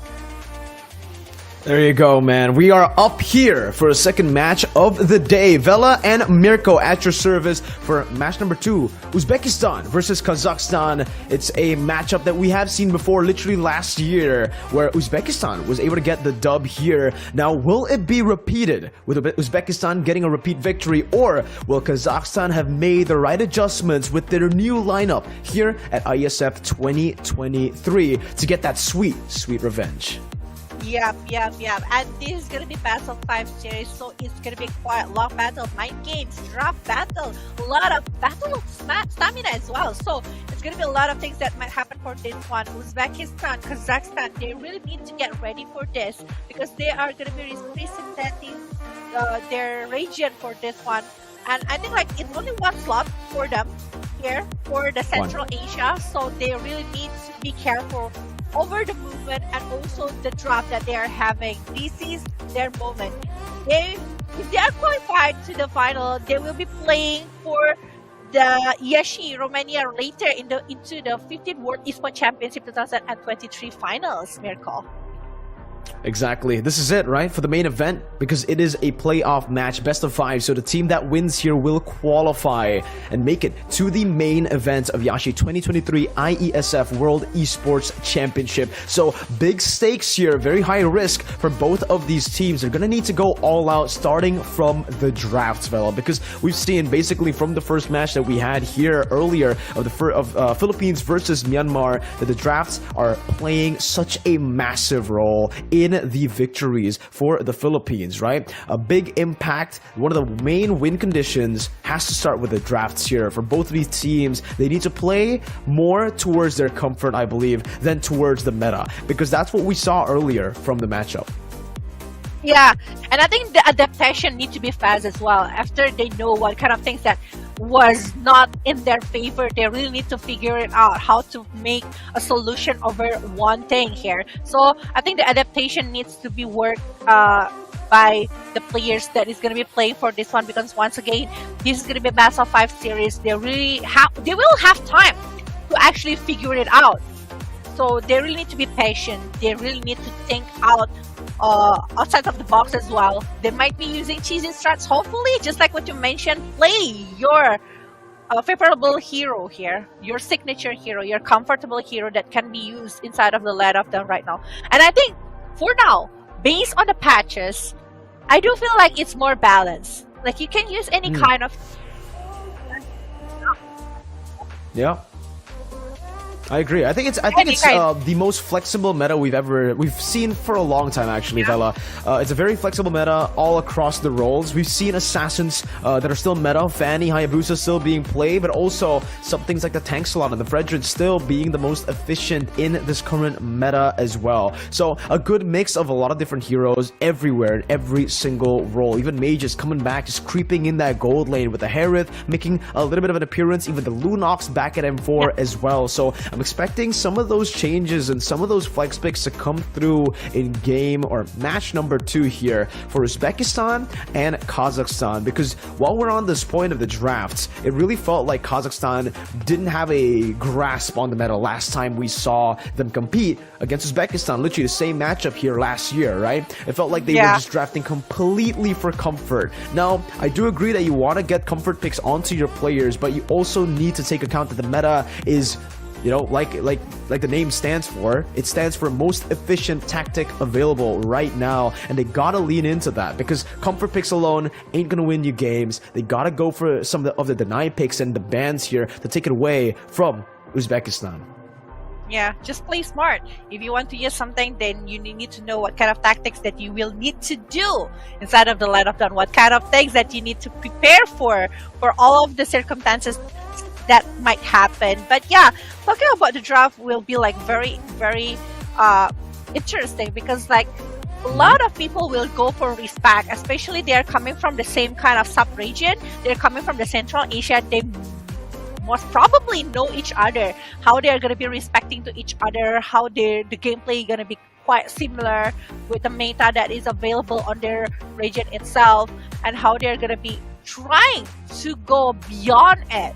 Because I think like for the world right now, for all of the growth of the Mobile Legends, like they still gonna be able to find something, the way, a sneaky pick, a sneaky movement, a sneaky method that will always be available. Are they gonna be trying to use it, or maybe they will try to, okay, I'll just focus on what we know and how we are gonna be able to try to figure how to get the win over this.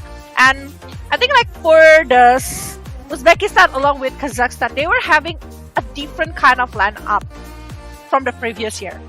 Like previous year, we are witnessing how strong Uzbekistan is going against Kazakhstan. Quite one-sided game, to be honest. And for this one, I hope it's not gonna be as easy as that one. Agreed, right? I mean, it was a stomp. There was no way around it. There's no way to sugarcoat it. The first time they met, which is last year at IESF, same Asian Regional Qualifiers, it was an absolute stomp, a 3-0 stomp from Uzbekistan. They were able to outclass Kazakhstan in every single department of MLBB, right? From the draft all the way to the laning phase, to the team fights, neutral objective control, just objective control all over the board, and even the rotations coming in was just all perfect from the side of Uzbekistan. That definitely is something that Kazakhstan can improve from, right? So with a big loss like that, I feel like right now it should be Kazakhstan who comes in with a lot of massive improvements, especially considering they got a full main lineup now, a full new main lineup. I think they've chosen stronger players, right? Better players right here to represent their country, to represent Kazakhstan, and I think it's going to be a very, very fun match.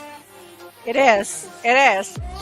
Later we will see what is actually going to be happening for that one. But for everyone that is watching right now inside of 15 World Esports Championship 2023, don't forget that we will be having 4 matches. We already doing the first match. It's all done. 2-0 for the Philippines against Myanmar. This is the second match, which is going to be Uzbekistan versus Kazakhstan. But later on, we will be having another match as well. We will be having Bangladesh versus Sri Lanka as our third match. And also for the last match, we will be having UAE versus Iraq. So it's going to be a super intense match. So for you guys, please stay tuned. Please stay with us because for a reminder, 14th World Esports Championship 2023 finals will be had in Iași, Romania later for, I think it's around almost to the third or maybe fourth quarter of 2023.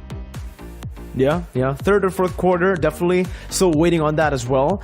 But we're also still waiting on match number 2 to start, ladies and gentlemen. So please do be patient with us here. Still waiting on it for a bit, as both Kazakhstan and Uzbekistan, their main lineup will be waiting and preparing for this big matchup up ahead. Again, high stakes here. Whoever wins will be qualified, will be able to qualify for the main event right here of IESF 2023, 15th World Esports Championship in Iași 2023. So looking at the lineups though, it felt like, last year for Kazakhstan, they went for a lot of interesting picks, Vela. I think we can bring it up right here and before we enter the drafts for game number 1 of match number 2. I think what really caught my eye is the Clint pick. Maybe now you could... not even now I feel like it is meta. I don't think we've seen Clint in a long time, but back then it was very out of meta. I don't think we've seen Clint at all completely back then last year. So I'm expecting some of those crazy picks to still come through here for the side of Kazakhstan. I just expect it to be a little bit more watered down or supported by the rest of the team, because almost every single pick felt like a gimmick pick, felt like a cheese pick last time around, whereas now, hopefully we get to see some of those cheese picks still remain, but obviously you need those meta picks to be the solid foundation of your composition. Yeah, I do feel like just like what you mentioned, like a lot of strat picks, a lot of amazing picks, I might say, from the previous years. It's just like super unique, but I also want to say, like, just like we talked before, like a lot of possibilities might happen from them, and they are just like using all of the heroes that they are usually used for that one. So I think back again, playing with the cheesy strats might happen with them, but I'm not sure. Like right now, the data was showing it from the previous year. Right now, the balance inside of the patches just like creating a lot of differences inside of the Mobile Legends. And the rotation, I think like the rotation, I want to mention that Uzbekistan was very aggressive kind of gameplay that they were having previous year. Are they going to be still having that kind of aggressiveness? That's the question here. Because if they are still having that kind of thing, the rotation coming from Uzbekistan must be very early. So how is Kazakhstan going to be doing the defense movement going against that one? If they are unable to to hold it up, to try to dodge it, it's not going to be really good to have the snowball on the head of Uzbekistan, who actually understand how to use the possibility on their favor. Yeah, Uzbekistan, very known to actually utilize that snowball. I think they understand the fundamentals of the game a little bit more than Kazakhstan from what we've seen last year in the same matchup here. But again, it is a different lineup for Kazakhstan. It seems like right now. Okay, ladies and gentlemen, it seems there is a bit of there's a bit of information here given by our lovely producer to you guys as well, to inform to you guys that Kazakhstan has been awarded 1 game point here. So we will start the match with game number 2. So Kazakhstan only needs 2 more games to take the series, whereas Uzbekistan, they still have to go for an uphill battle here with 1 game down. It's a huge lead actually by Kazakhstan by having 1 point for their hand, because we were talking about Uzbekistan who actually play aggressively in the early game, but right now from best of 5 it turns into the best of 3, just like that. because of the 1 point that is being held by Kazakhstan right now. They really need 2 more points on the head of Kazakhstan. But for Uzbekistan, they still need to catch up 3 games to win this one, to win this match, because it's best of 5 series, ladies and gentlemen. So Kazakhstan better mentality here. You're right, Bella. That's something that's definitely going to be a big impact, right? We know how much of a momentum boost, morale boost the game could be. So having that 1 game already over to Kazakhstan could already be the determining factor. But I think we are going to be getting ready, Vela, to enter the draft for game number 2 here. And here it is, ladies and gentlemen. First, we're going to take a look at the matchup screen. Once again, it's Kazakhstan who will be taking on Uzbekistan with a brand new lineup of, well, for both of these teams, actually. We're going to take a look first at Kazakhstan with Neo. We have Nori, Gerdost KZZ, Destroy, Iki Demoria, and 13 Ocean Friend. A new roster set to try to take revenge of their victory or of their loss against Uzbekistan last year. Yeah, and we also have from Uzbekistan Baba Yaga, CZ, Deco, Infinity, and also Prince for playing for Uzbekistan, trying to catch up the points here from this best of 5 series going against Kazakhstan. This is going to be super interesting because later in the drafting phase, what kind of hero that they will be picking for this? Are they going to be going for the assassins jungle, mage jungle, maybe marksman jungle? That might happen, or fighter jungle, because everything right now works inside of Mobile Legends. And I think like the Land of Dawn is a very flexible place. It's just use your imagination to go for it. Use your imagination, because Mirko here using a lot of imagination to play a lot of roles. You know? He's playing really good. Yeah. 1-1. I've been learning a few tricks, about a few tricks as well in the gold lane, out of the other roles as well, to understand a little bit more of the game and to see how the pro players actually see the game too. Vela, you're absolutely right. I've been pushing my rank quite a bit as well, and I've reached pretty high ranks. I've been matched up with some of the pro players myself, but I haven't been able to win against any of the pro players because, well, they are pro players. But here it is, ladies and gentlemen, for the second match of the day. We're going to be taking a look at game number 2 because 1 point has already been awarded to Kazakhstan. Into the draft we go. Uzbekistan with the blue side, first pick. Kazakhstan on the red side, second pick. Arlit, Wanwan, Joy, and Faramis, all pretty standard meta bans coming through from both these teams. Yeah, and they really need to pick. Actually, so far they're looking so good with all of the bans that they were doing with the Arlong, with the 1-1, with the Joy along with the Varamis. Are they going to be letting go with the Valentina? Maybe even the... I think like right now, a lot of possibility hero to be picking the first phase, So they can try to maybe deny the hero that they are expecting here, or they don't want to face inside of the Land of Dawn. It depends on what kind of options that they are having. Or maybe a hero that they don't want to face inside of their laning phase. Still plenty of hero that is still open right now. If I can mention Valentina, I still can also mention maybe the presence coming from Beatrix, or maybe other heroes. Respecting one to another is going to be very important as well.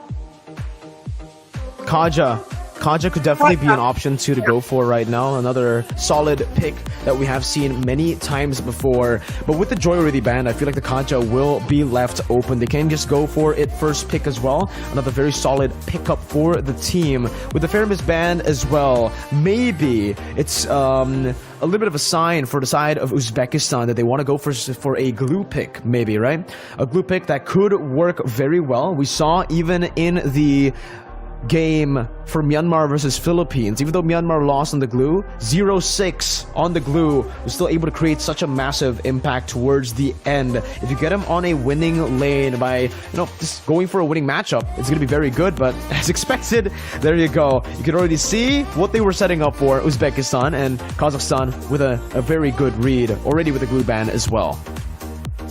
Yeah, the glue ban is actually going to be very important here. But what is actually going to be the first pick here for both of the sides? I mean, like, we still can mention the Valentina is top prior right now. If they don't go for Valentina, they still can go for the Kaja.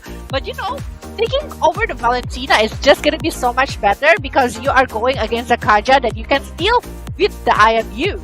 So I think like it's gonna be better that way rather than letting the opponent to have the Valentina that can be flexed to be the poking Valentina or maybe like bursting Valentina that is going for the late game with the Clock of Destiny and also Lightning Truncheon. But Kaja directly being picked here by Uzbekistan.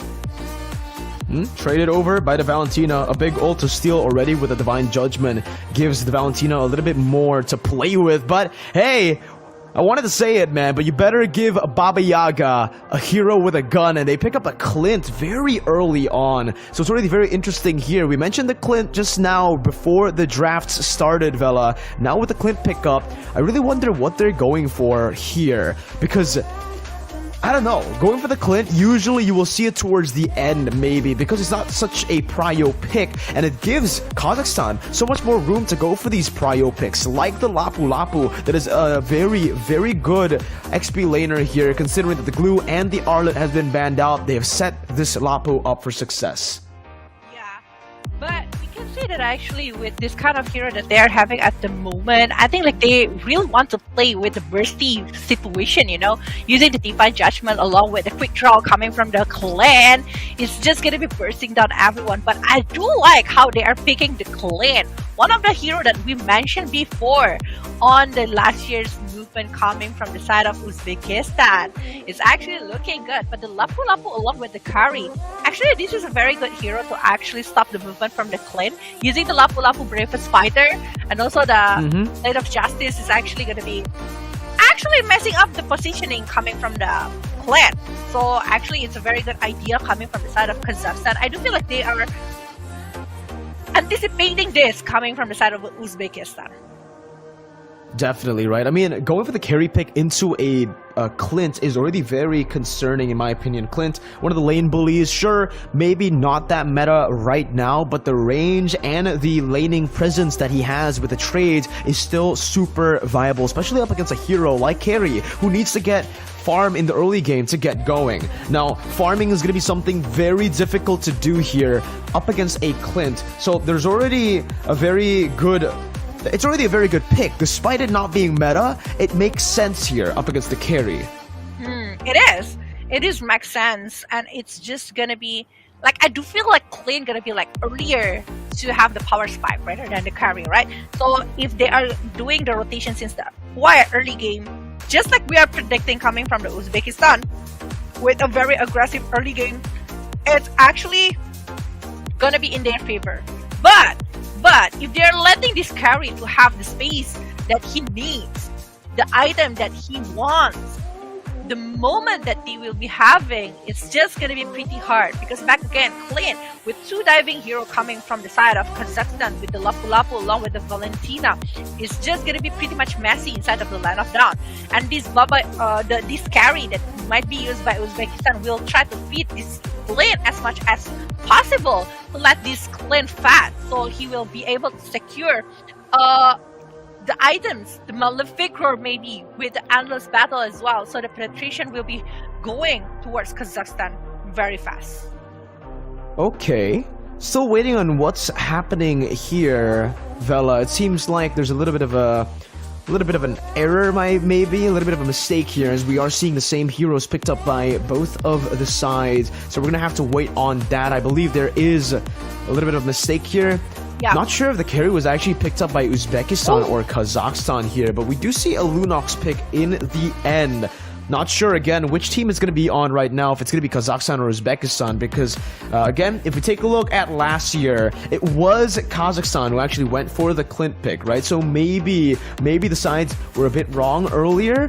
We'll have to see, as we're still trying to get it fixed up here in the drafts. So not sure which pick is going where, but the Valentina seems to be up in the blue side. The Lapu as well on the carry. So yes, there is a little bit of a switch there, and this makes a bit more sense, Vela. This makes sense. We mentioned it before the draft starts. Kazakhstan last year, they were able to pick up the Clint, and, well, they didn't really perform that well in the Clint, but it was one of their signature picks, and this time, we're seeing it swap again. So it was the Clint for Kazakhstan that was picked up, and it's already very, very scary. I'm getting deja vu from last year.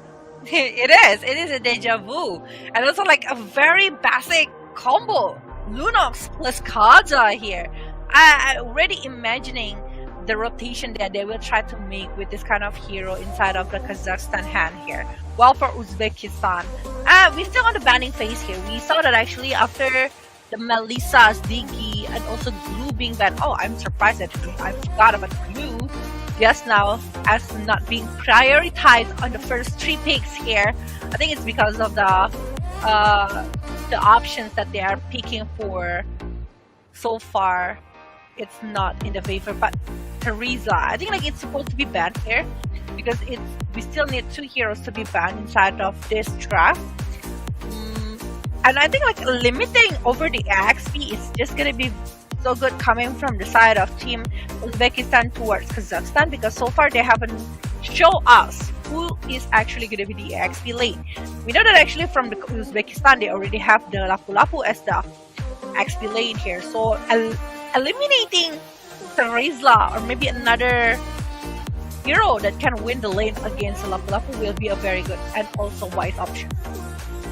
Definitely, right? They picked up the whoa Exborg as well here with a Terizla.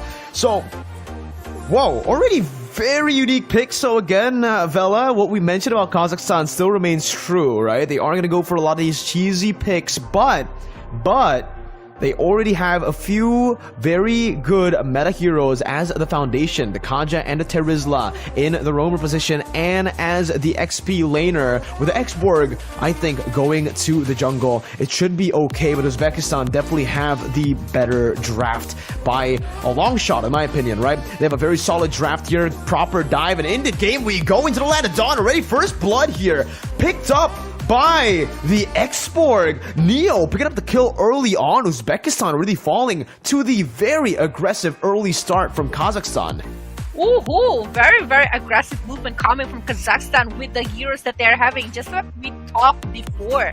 I mean, like, this is going to be Lunok. This is going to be Kaja along with Clint. But a surprise that is shocking me is actually presence coming from the Exborg jungle here. They're actually playing really aggressive. We saw this like couple patches ago. We saw how powerful Exborg is, especially inside of the jungle with a lot of movement that he can do. But right now, is it like one of the hero? It's not like a favorable hero to use. But again, this is like Mobile Legends. You can use any kind of thing. It's now very, very flexible to pick anything that you want to be picked as your hero. That's how balanced Mobile Legends is right now. Yeah, I mean, with the Exborg pick, they've already found a lot of success early on, so you're right. We were talking about the flexibility of picks here in the game, and we're seeing it right now. Kazakhstan already starting off very strong, and even learning a few new tricks. You can see Nori already freezing up the waves in the bottom lane, looking for a pick as well. And so far, this is what we mentioned in the draft. This is what I said as well. The Clint may not be a meta pick, but now it's going to be Flicker and a Divine Judgment with the Chaos. Prince unable to find the Divine Judgment back. It's going to be another kill picked up by Destroy. Without a Flicker used up by Destroy, it's going to be Prince taken down, and he will be losing a little bit of that wave. As the sun comes down now, Neo going to be charged down. Numenal Blast charged it as well. Finding the stun. Cypher QD walking up, but Destroy is right there. Now it's going to be actually the re-engage coming in from another play here from the Exborg. Has the last Insanity, but will lose out of the Faraga armor. Doesn't matter though. Doesn't even need the damage from the last Insanity. Kido gonna be kited back. It's a double kill from Kazakhstan. Wait a minute. What is actually happening? How they are very aggressive, and it's just giving a lot of pressure towards Uzbekistan. You should not let Lunox having the assist along with the kill in the early game. We know how is the power that can be given by Lunox. it's just gonna be super painful. It's just gonna be, the penetration will be massive. But the Axborg, I don't know where he is coming from, but he is one of a very strong, confident player inside of the Land of Dawn that is using all of the resources that he have to actually punish Uzbekistan. And it's a 4-0 in the first 4 minutes. The difference of gold is 3,000. It's huge.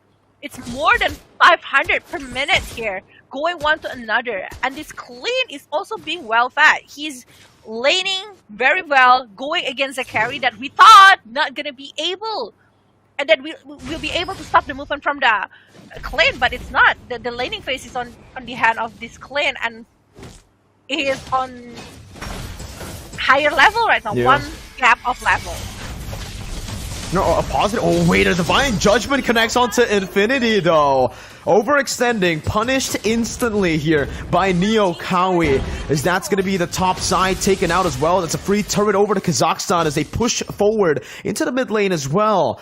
Winning matchups, winning lanes is the key for Kazakhstan, and they have technically 2 side lanes who are in, or who have the winning matchup, right? The Clint up against the carry, outranged and out-traded now. They're looking for siege into the mid lane with Bravest Fighter popped in. The stun won't connect, but Last Insanity will. Onto the back, almost finding Prince, but Prince will barely be able to escape there. Just a sliver of HP left. Saves, well, wasn't able to save the flicker, had to utilize it to get out. He doesn't need to do a lot. He just used the Last Insanity to put everyone back from Uzbekistan. And it's giving a lot of space for Kazakhstan.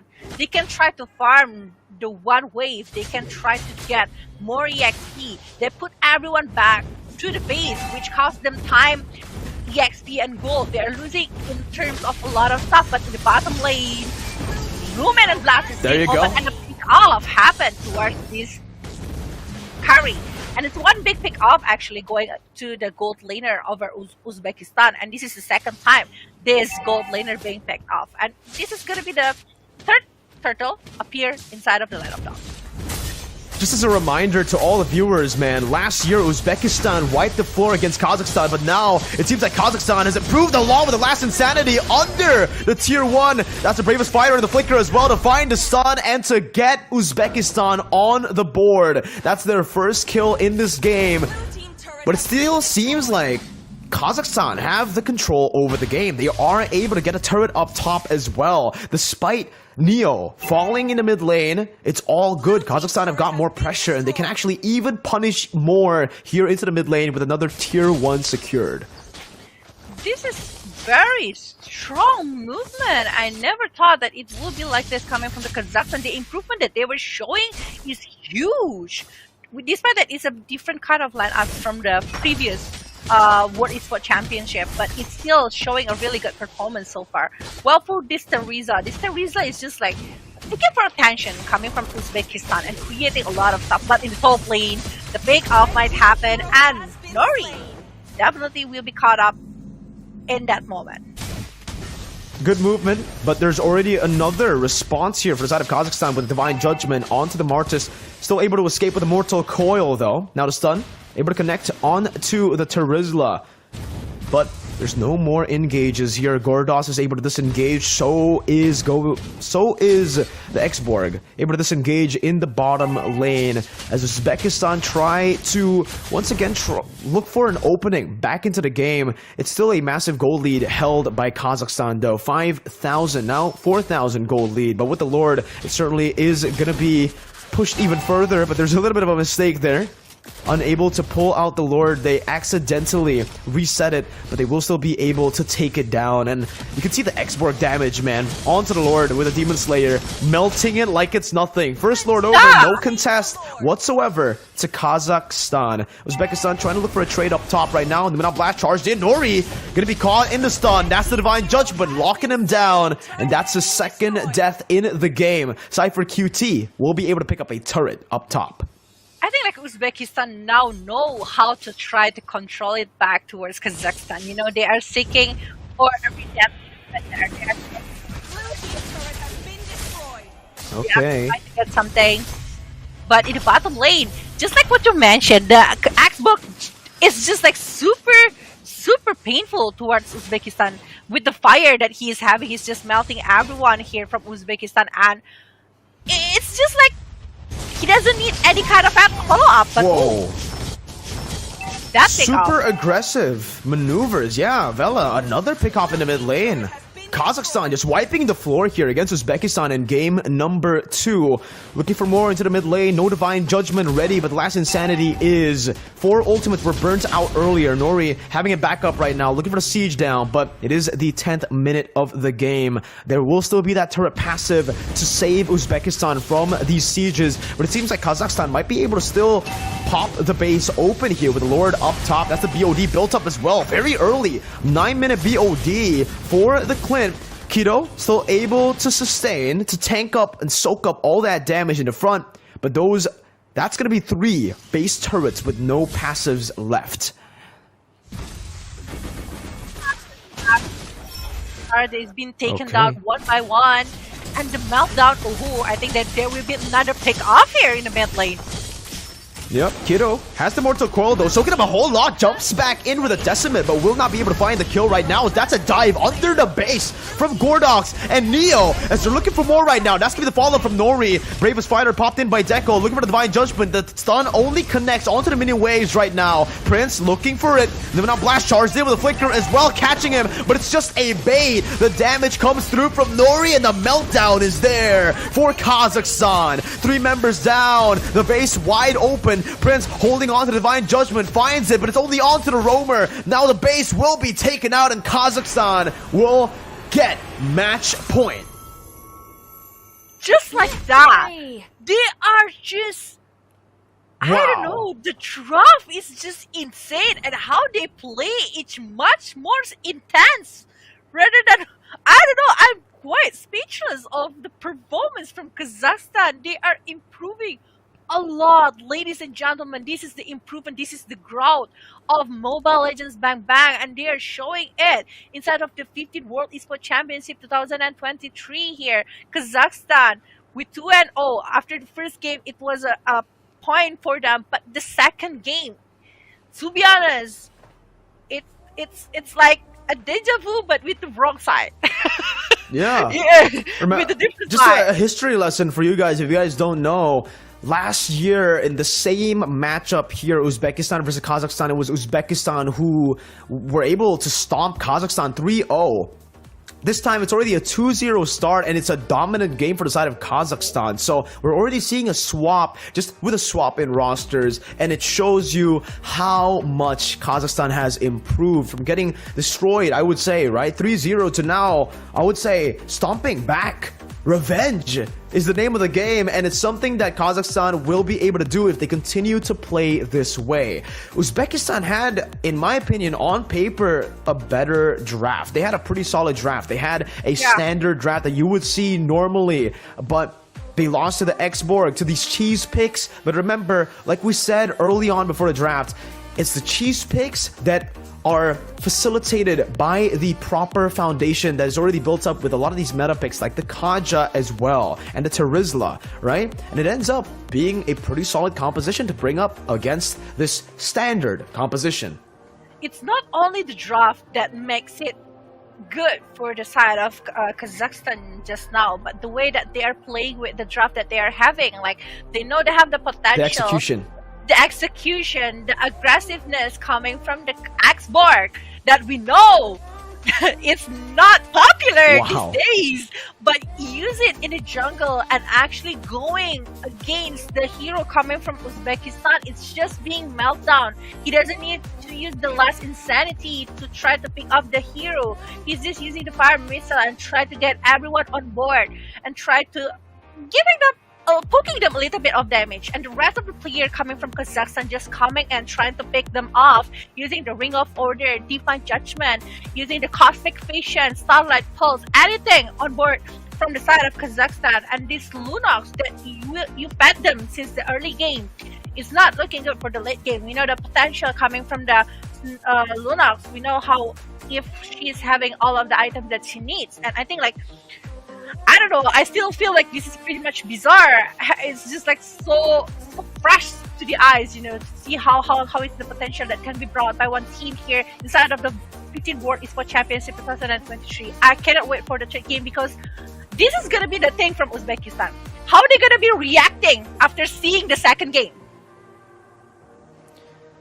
That's my question as well, Vela. It's a question that's it's up there. I think for the viewers as well. Not only getting stomped, but getting stomped by a composition that you've never seen before. I personally haven't seen an Xborg in my games, in any of the competitive games, in so long. So losing in a way in a 10-minute game against an Xborg, a hero that is quote unquote not meta, against a Clint that is again quote unquote not meta. But I feel like again, it shows how flexible the meta is right now in MLBB, and it shows you that counters can still work. You pick up a Clint up against the carry, it'll still do good as long as you execute your game plan properly. Utilize the Clint to completely bully the carry out of lane, and I think in that game, that's what Nori was able to do as the Clint. Sure, he got picked off 2 times, but that was after the laning phase ended. He was able to do his job well already. He became the lane bully. He stopped the farm from happening. He stopped the carry from getting farmed up to a point where he can actually carry the game. And it ended up being the carry. It ended up forcing the carry to be a non-factor, I would say, in game number 2. Yeah, it's slowing down a lot to the carry to have the proper items and everything. Even we see that actually a lot of resources has been used by Kazakhstan to just put everyone back, to let them recall, so they can take the advantage over the objective, over the maybe neutral stuff like that, maybe the buff or maybe the buff. So they're taking a lot of stuff right there. But yeah, we will see the match summary here for this second game from Best of 5 series here, Uzbekistan versus Kazakhstan, that we saw this Marty is unable to actually have the result that we are expecting here, because the Martis is actually having quite a hard time to dive into the Kazakhstan's movement with the Divine Judgment, with the penalty zone, with the damage coming from Neo here, with the Axborg. It's just massive here. It really is, man. It really is. I expected the Martis to do a little bit better in this game, considering he is up against the Xborg. Maybe, you know, maybe he's able to or I would say at least equal the farm and the level of the Xborg. But in this game, he was completely shut down from the start, and Kazakhstan were really able to punish Uzbekistan early on there with the way they were playing in the early game, instantly with an invade. Vela, they always were invading, they were always giving the Martis a hard time, and that's the result. 0-4-2 Martis, unable to do anything. Martis is a hero that really needs to get going in the early stage. He needs to get a snowball going, because if it does not happen, if you take farm away from the Martis, this game happens, right? A 0-4-2, a non-factor Martis in the game. And it's 4 and 11. Like 11 for the side of Kazakhstan. 11 point only, but they are destroying a lot, just like a destroy as MVP here with 4-0-5 KDA here. 4-0-5, not being take off once with 82 team fight participation. He's just using a lot of cosmic fusion to actually help the Fran, and also using Starlight Pulse. Even I don't see a Brilliance of Order being used yet. I saw the Darkening Chaos most of the time. You're right. Chaos and Order. It's always Chaos. There is no Order that is coming from this. No Order. Yeah, no Order. Always destroy. 4-0-5. I mean, Vela, when you're that ahead early on a Lunox, you know that you can do anything, and I think that was just really well played by Destroy. He understands that if you're ahead early on as a Lunox who needs to scale up, then it's all good. You can just go for the Chaos. You don't need to use that Brilliance whatsoever, and it was just a brilliant execution by Destroy. So once again, your MVP, that's also kind of the shadow carry, because we were looking at a lot of the other members. We were looking at the Xborg, we were looking at the Terizla for the main engages, even the Kaja, but who's doing the damage in the back, who's always there to follow up, is the man you saw as your MVP for game number 2. Destroy is living up to his name. He is actually destroying right now with the Lunox. Yeah, he is. He's destroying everyone. He melts down everyone. That's the power coming of the combo Kaja Lunox. But is it gonna happen again in the third game? Because that is actually pretty much all combo. What will Uzbekistan do for this? Will they try to use different kind of drop? Because based on the draft, actually, Uzbekistan was doing a really good draft right there. They're having a pretty solid draft. They're having a really good draft. It was a surprise coming from the side of Kazakhstan. But what is going to be the response here? Because they are already losing 2 steps with 2 points on the head of Kazakhstan. How they are going to be able to try to get back what they need here? Because only 1 slot will be given to the Central Asia. Only 1 slot, ladies and gentlemen. Will and it's now or never. Yeah, it's now or never, because this is match point already for Kazakhstan. 2-0. It's massive right now for Kazakhstan. They're 1 game away from pulling another upset victory, I would say. A revenge story for them, fully completed. 7 months ago was their first matchup, and it was Uzbekistan who came out victorious 3-0. So we'll see if Kazakhstan will be able to get that revenge, that sweet revenge, because it is just a step away. 1 step away right now, 1 game away, as we're getting ready as well to enter game number 3. Well, technically game number 2, because that 1 point was awarded already to Kazakhstan before game number 1 started. Yeah. I really want to see what is actually going to happen. You know, with that Axborg pick, they might be coming with different kind of things. Surprise us, Kazakhstan. Surprise us. We saw the claim as the signature here coming from Kazakhstan, but we don't know about the Axborg. Or they just say, okay, I don't have to fix what is not broken. I'm just going to use the same kind of concept here with the Axborg on the board. And what is actually going to be the response here from Uzbekistan? How they're going to be enduring that kind of movement, level of aggressiveness that they were having. And I think like the discipline along with the patience needs to be worked from the side of Uzbekistan as well. We know actually after they are losing 2 wars, they keep like following up all of the movement coming from the side of Kazakhstan. They keep repeatedly joining the game plan from Kazakhstan, which is not their standards, because they need to give the space for the carry. They're supposed to try to let this carry be the key for the mid to the late game situation, but it's not happening because they keep following up all of the movement from Kazakhstan.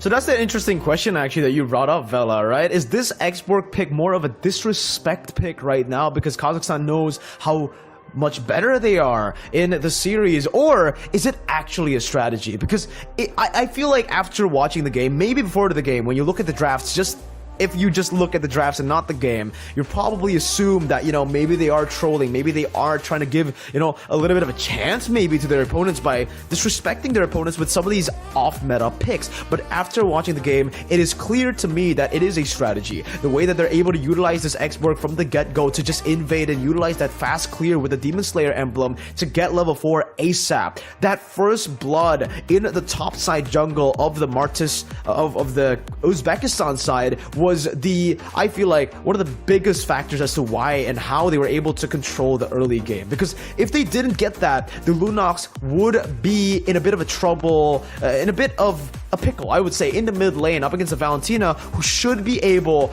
to trade and win in these trades against that Lunox. I do agree. Like the Valentina, we know that actually how powerful Valentina is with the IMU, with the resources, with the poking damage that continuously can be given towards the Lunox. That is pretty much struggling. I hate it when I face Valentina as a mid laner here, as a Lunox player.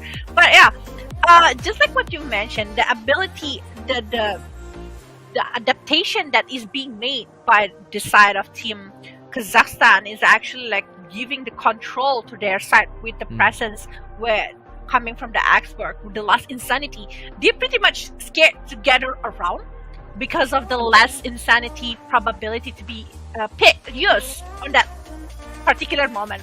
So whenever it happens, the presence from the Axborg already give them fear to do the war, to try to engage for the war. And it caused them to disengage, and it's creating so much of mess. The setup that they prepare unable to be used to go against Kazakhstan at that moment. But yeah, the strategy that they were using with the Axborg and everything is just like super good. And I really want to see how they're going to be doing it for the next game. I also want to mention Teresa. Actually, I saw it a couple of times that this Teresa able to control 2 or 3 players to focus on him only. It's only focusing as a distraction. Yeah, as a distraction. So whenever it happens, the clan is taking the chances to play objectively, to play to get the turret, or maybe they are focusing to get the turtle, or maybe more. So it's giving them more gold. Let them lead more and more. Yeah, I mean, again, there's no way of dealing with that. If the export gets ahead early on, you can really see that snowball, man. That Faraga armor does so much. It was able to literally just soak in everything, and guess what? I would say the untargetable part of Xborg's kit is super underrated. That was utilized as well, right? When you lose your Faraga armor for a certain amount of time, you are actually untargetable, and it lets you reposition yourself in these team fights to get a better point to maybe just escape or look for a re-engage by waiting for that Faraga armor to come back. And I think in that game we were able to see a few times the Xborg do that exactly. Losing Faraga armor, going back, repositioning, and coming back to the fight with the Faraga armor placed back, and he pops in the last insanity, completely just wipes the floor against Uzbekistan. I kind of wonder right now, do you see the item that is being made by this Axberg? Because I think like it's kind of mixed up, right? It's not only like the tanky item, but also like quiet offensive item, I might say, because I see a lot of yeah, I think like it's Bloodlust Eggs as well. I think it's being made by this Axberg, so it's not potentially going for a tank Axberg, but a very offensive Axberg that is actually pretty risky right there. That build is actually pretty risky right now. Very. Because jungler is very important in terms of objective for the Lord, Turtle, and everything else. And with having that one, I don't know, I kinda worry what kind of risk that they will take again for this third game. But here we go for the battle. Pink face Miracle, Kazakhstan versus Uzbekistan. Here it is, ladies and gentlemen. Thank you for being patient with us. We are in to game number 2 for the draft. It's still, well, it's actually going to be a swap now. It's going to be Kazakhstan who have the first pick, and Uzbekistan will be placed into the red side, or the second pick here. But so far, it seems like it is going to be the same bands coming in from Kazakhstan, still with the Melissa and the Faramis. Uzbekistan already taking the Joy out with the Arle. So the Joy was banned out by Kazakhstan last game. Now it's banned out by Uzbekistan. A little bit of an adjustment already from Uzbekistan, but it hasn't changed at all when it comes to the draft. It's still the same bans coming through. There you go. That's the change I was waiting for. The Kaja now is going to be banned out by Kazakhstan. So no more Kaja to play with in game number 2. It's pretty interesting they are the one who actually banned it, because they are on the first pick here. I thought they would be trying to go for the same kind of Kaja pick coming from their side, but because the Valentina is still available, or maybe another kind of hero that they will try to prioritize here, they still want to go for a different kind of tactic here. They still want to show Uzbekistan what they will have on pool, but I bet Uzbekistan also having something on their mind right now for this third game.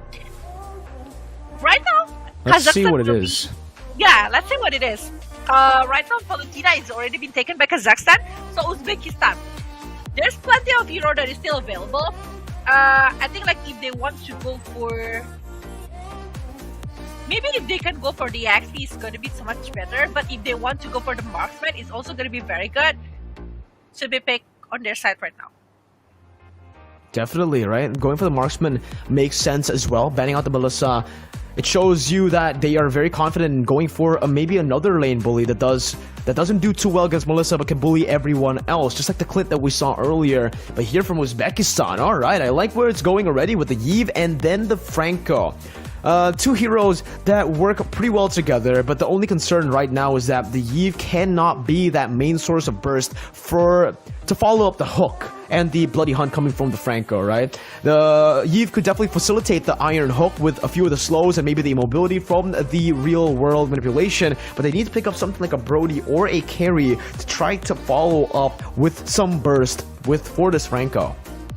Or they're gonna be trying to use an assassin here from the Uzbekistan side because it might help them if they want to go with the Franco as the pick of. He's probably the only one who can really bully and have a say against Brody in lane. And with this matchup right now that Kazakhstan already have with their draft, it really feels like that mid control is still going to be in the hands of Kazakhstan, where they can rotate around and get the other lanes, like the Brody winning matchup, to snowball into that mid game.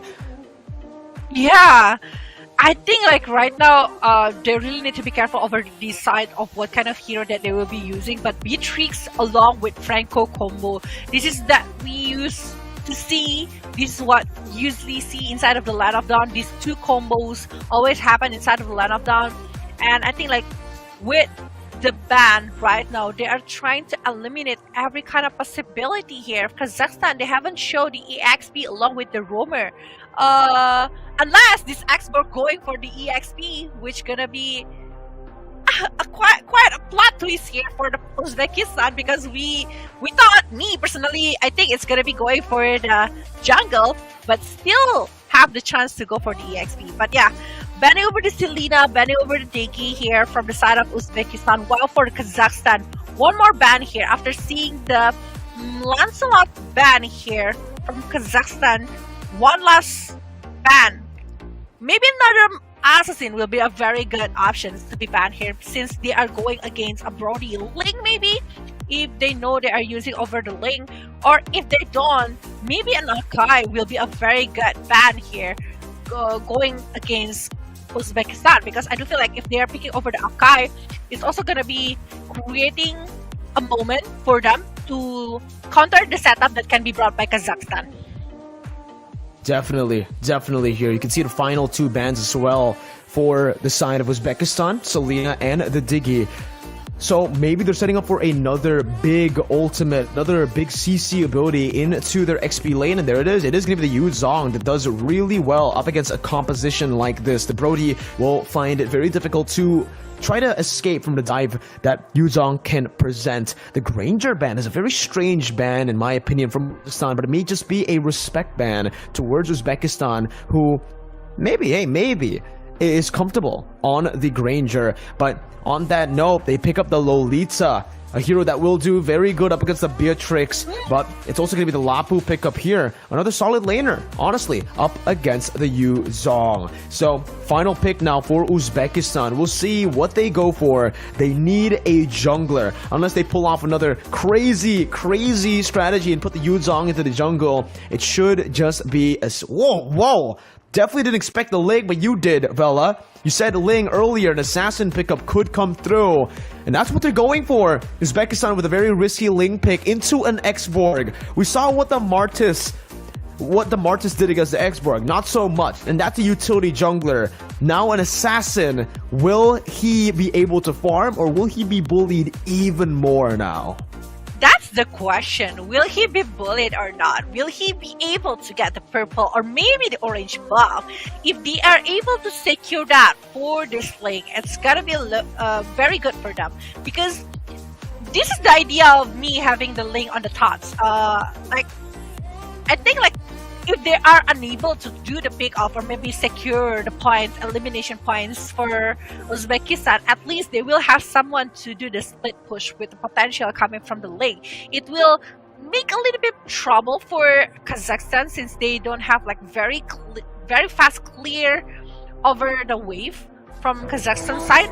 So it's still a probability here, especially this is going to be Ling using the killing spree. So they want to focus on this Brody, but it means that the progress over the level EXP here to get over the neutral creeps is just gonna be pretty much different with the Xbox using the Demon Slayers.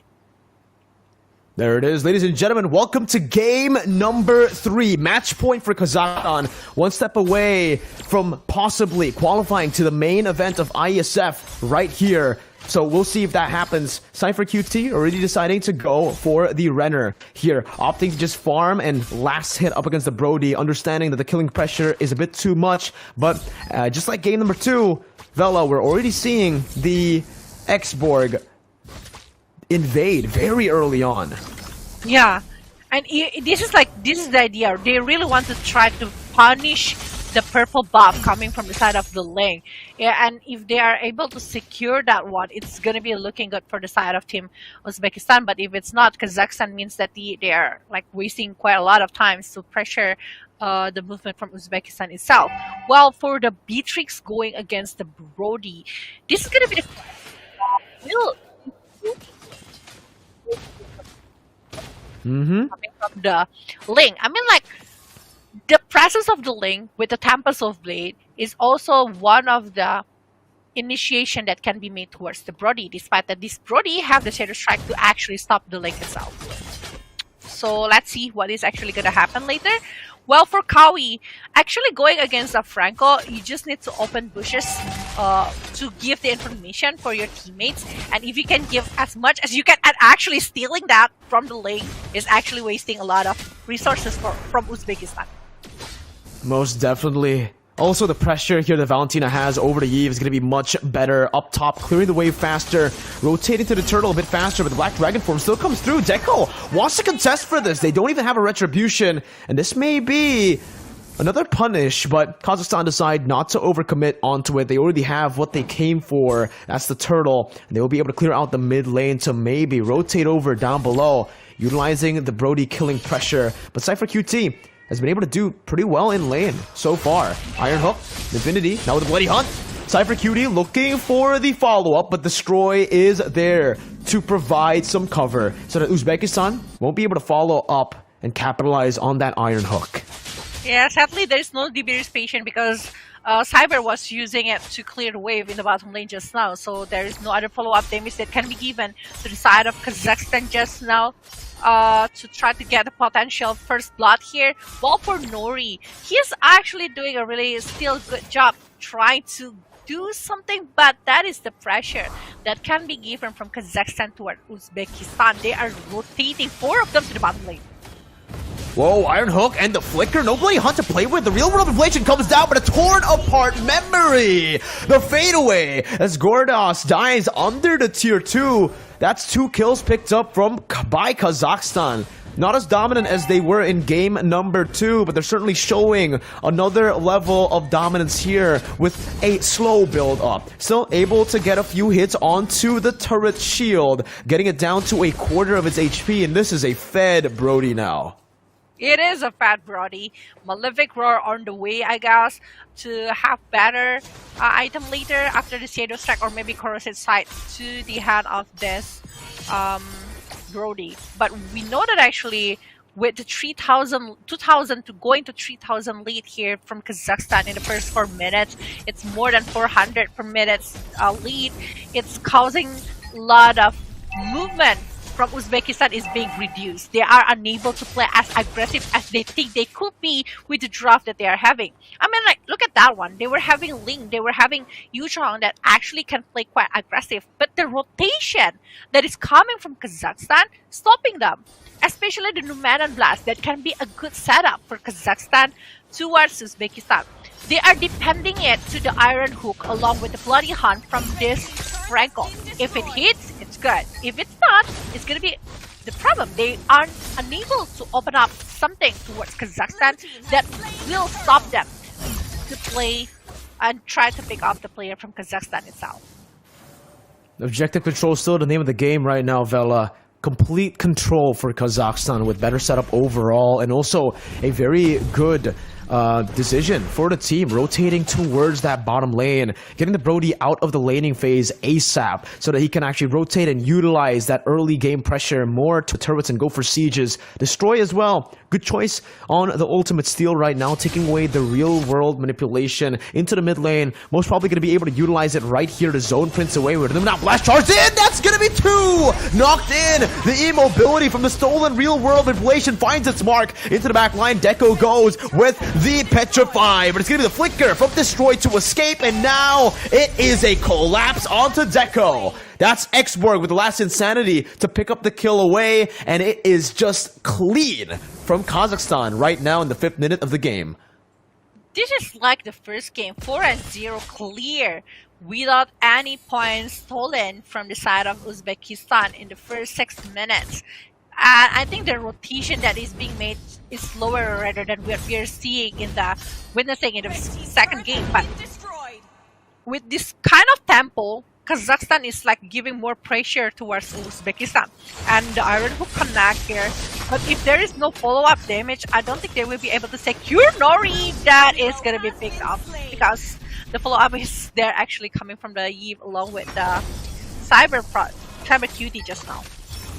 Yeah, we're seeing some recalls from Prince, but I don't think that's gonna age well right now. Those recalls really didn't age well. Literally, just a few seconds after the recalls happen, he gets sent back to the base in a very violent way. Kazakhstan now looking to punish that even more. No high ground, no wave clear coming in with the Eve down. That should just be another free turtle picked up by Kazakhstan, but they will opt to steal away the purple buff from the side of Kido on the Ling. A Ling with no purple buff. It's going to be a very tough game for him, but in the bottom lane, once again, Faraga armor, or all going to be melted down, but it's all going to be a setup for Gordos in the back line. That's Kido taken out. The Numenau Blast doesn't even need to connect because there's a Bravest Fighter. There's a stun from Gordos. Oh ho ho ho. This is getting harder for Uzbekistan. They really need to hit and get the heroes that they want from Kazakhstan. They really need to target towards this Nori or maybe towards Destroy, because Destroy actually destroying everyone from Uzbekistan. 7 kill participation coming from Destroy from 7 total kills. So he is 100% kill participation right now. He is taking care of everything, and look at that one. Oh. Finally, the Iron Hook. Speaking of Destroy, he gets hooked there, Vela, like you mentioned, but there's not much follow-up, not much at all. The Petrify, the Furious Dive is only onto the Lolita right now as Destroy rotates onto the back. The Numenau Blast will be charged up. They won't be able to find it, but Deco will surely die here to the basic attack. That's the conceal defensively. Gordos is looking for a play, but I think it might be a bit too aggressive if he dives under the base turret. That's the RWM once again stolen away by the Valentina.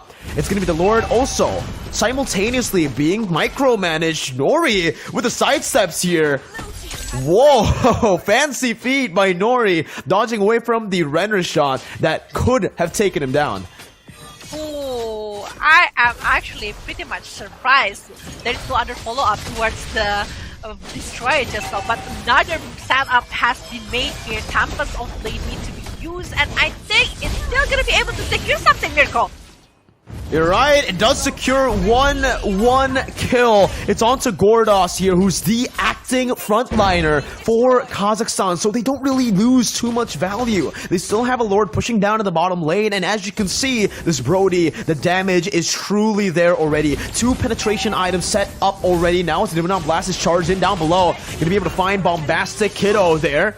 Still not bursted down, still able to escape with a Defiant Sword, but without the first Lord, they are able to crack the base open. Now with the Lord marching down, they should be able to try to end the game with the last Insanity to the back line. That's a lot of damage placed down, but the Petrify connects onto 2 members. Infinity now locking him down, and this might just be a throw from the side of Kazakhstan. Destroy and Nori now against the world. That's the Tempest of Legs knocking Nori out. Destroy looking for an opening once again, but that's going to be the real world manipulation. Instantly bursted out by Destroy. The Bloody Hunt and the Iron Hook connects, and that's going to be a kill back. Nori taken down, Gordos with a stun, but he's not able to find Infinity. Destroy still wanting to look for the end right here. Cypher QT almost bursted down, has the flicker, gets out, and Uzbekistan live to see another day.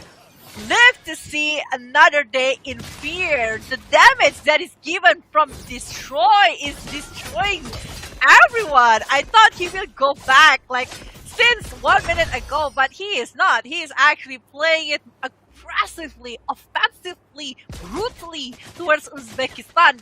He is not giving them chances to catch a breath, you know? He's just like giving so much stuff at the moment, but yeah.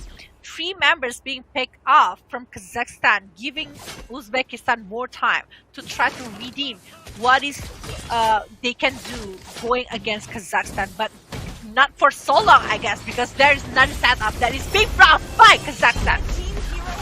Now you see him, now you don't. Cypher QT eliminated out of the fight right now as that's the Bravest Fighter onto the back line. Nori gonna be targeted down, but the kill won't come through. Nori still able to find the damage to turn it around on Kiddo Bombastic. The iron hook dodged away from. That's what the Guardian's Bulwark is for. Prince is zoned away. The base is wide open for the taking. And they won't even go for Prince. They will send Uzbekistan out. And Kazakhstan will be able to get a clean sweep in the Asia Regional Qualifiers to qualify to the next stage of IESF. Whoa, whoa, whoa. Congratulations, Kazakhstan. What a huge level of improvement here. It's been shown in this match. How we are seeing the coming from Kazakhstan, how they are able to beat Uzbekistan, the way they are trying to punish everyone here with the aggressive aggressive movement, aggressive in every way. Even from the draft, it's already so aggressive. We can see from the draft that they are having the non-meta hero that they are picking, the one things that we thought that it's not gonna work, but turns out works very well for them. The last Insanity that is insanely taking everyone down from the side of Uzbekistan. How they are able to manage the objective gameplay, the discipline, the control over the damage. I'm still very amazed of how Destroy play in this game. He is showing a different quality. He was pretty much waiting for opener for the previous game, from the Kanja previous game, but this time he is the one that challenging everyone from Uzbekistan. Let's do something with me face to face, and it's showing really good. Despite Kazakhstan, you guys still trying so hard to try to contest it back to Uzbekistan, trying so hard to contest Kazakhstan for this. He's still doing a really great job. Good game, well played for Uzbekistan. You guys showing a really good performance, but I think like that's not the moment yet for you. Definitely not, man. I mean, it's very unfortunate Uzbekistan were able to move to the next stage last year, but this time around they are going to be sent home by the team that they sent home last year, so it's a bit poetic there, but history doesn't repeat itself here as well. Vela, so far, this tournament, it's the complete opposite of what happened last tournament, right? Remember last year, same qualifiers, ISF, Myanmar were able to beat Philippines, a different roster for both Philippines and Myanmar, but Myanmar won. And then, this time around, Uzbekistan, right? They won last year, but it turned around completely with a new roster from Kazakhstan. The opposite happening here this time around. That's why I'm still so impressed, still so surprised with all of the improvement, all of the things that has changed inside of the World Esports Championship. I really want to see who is actually gonna be going later for the main event and everything, because everything is just like coming really fast. In 1 year, they are developing a lot of things to be shown. The quality, the mechanics, the draft, the strategy that they prepared to one another. That's why we really need to be careful over the team that we are not expecting at all. Exactly. Because that's what sometimes surprise us the most. You know, the title of a dark horse is usually given to one team, but I think this IESF, we might have to give a few dark horse titles to a lot of these teams, because they are coming out with a lot of these crazy non-meta picks, and they're making it meta. The Export, once again, has been able to shine completely here in the match against Uzbekistan. Kazakhstan were able to utilize it super well with that X-Borg Demon Slayer. On top of that, they showed a lot of different heroes here, a lot of unique heroes, right? The Clint in game number 2 and then the Brody in game number 3. So they're not just a one hero type of team. They can play a lot of different styles. They can play a lot of different strategies, and it shows.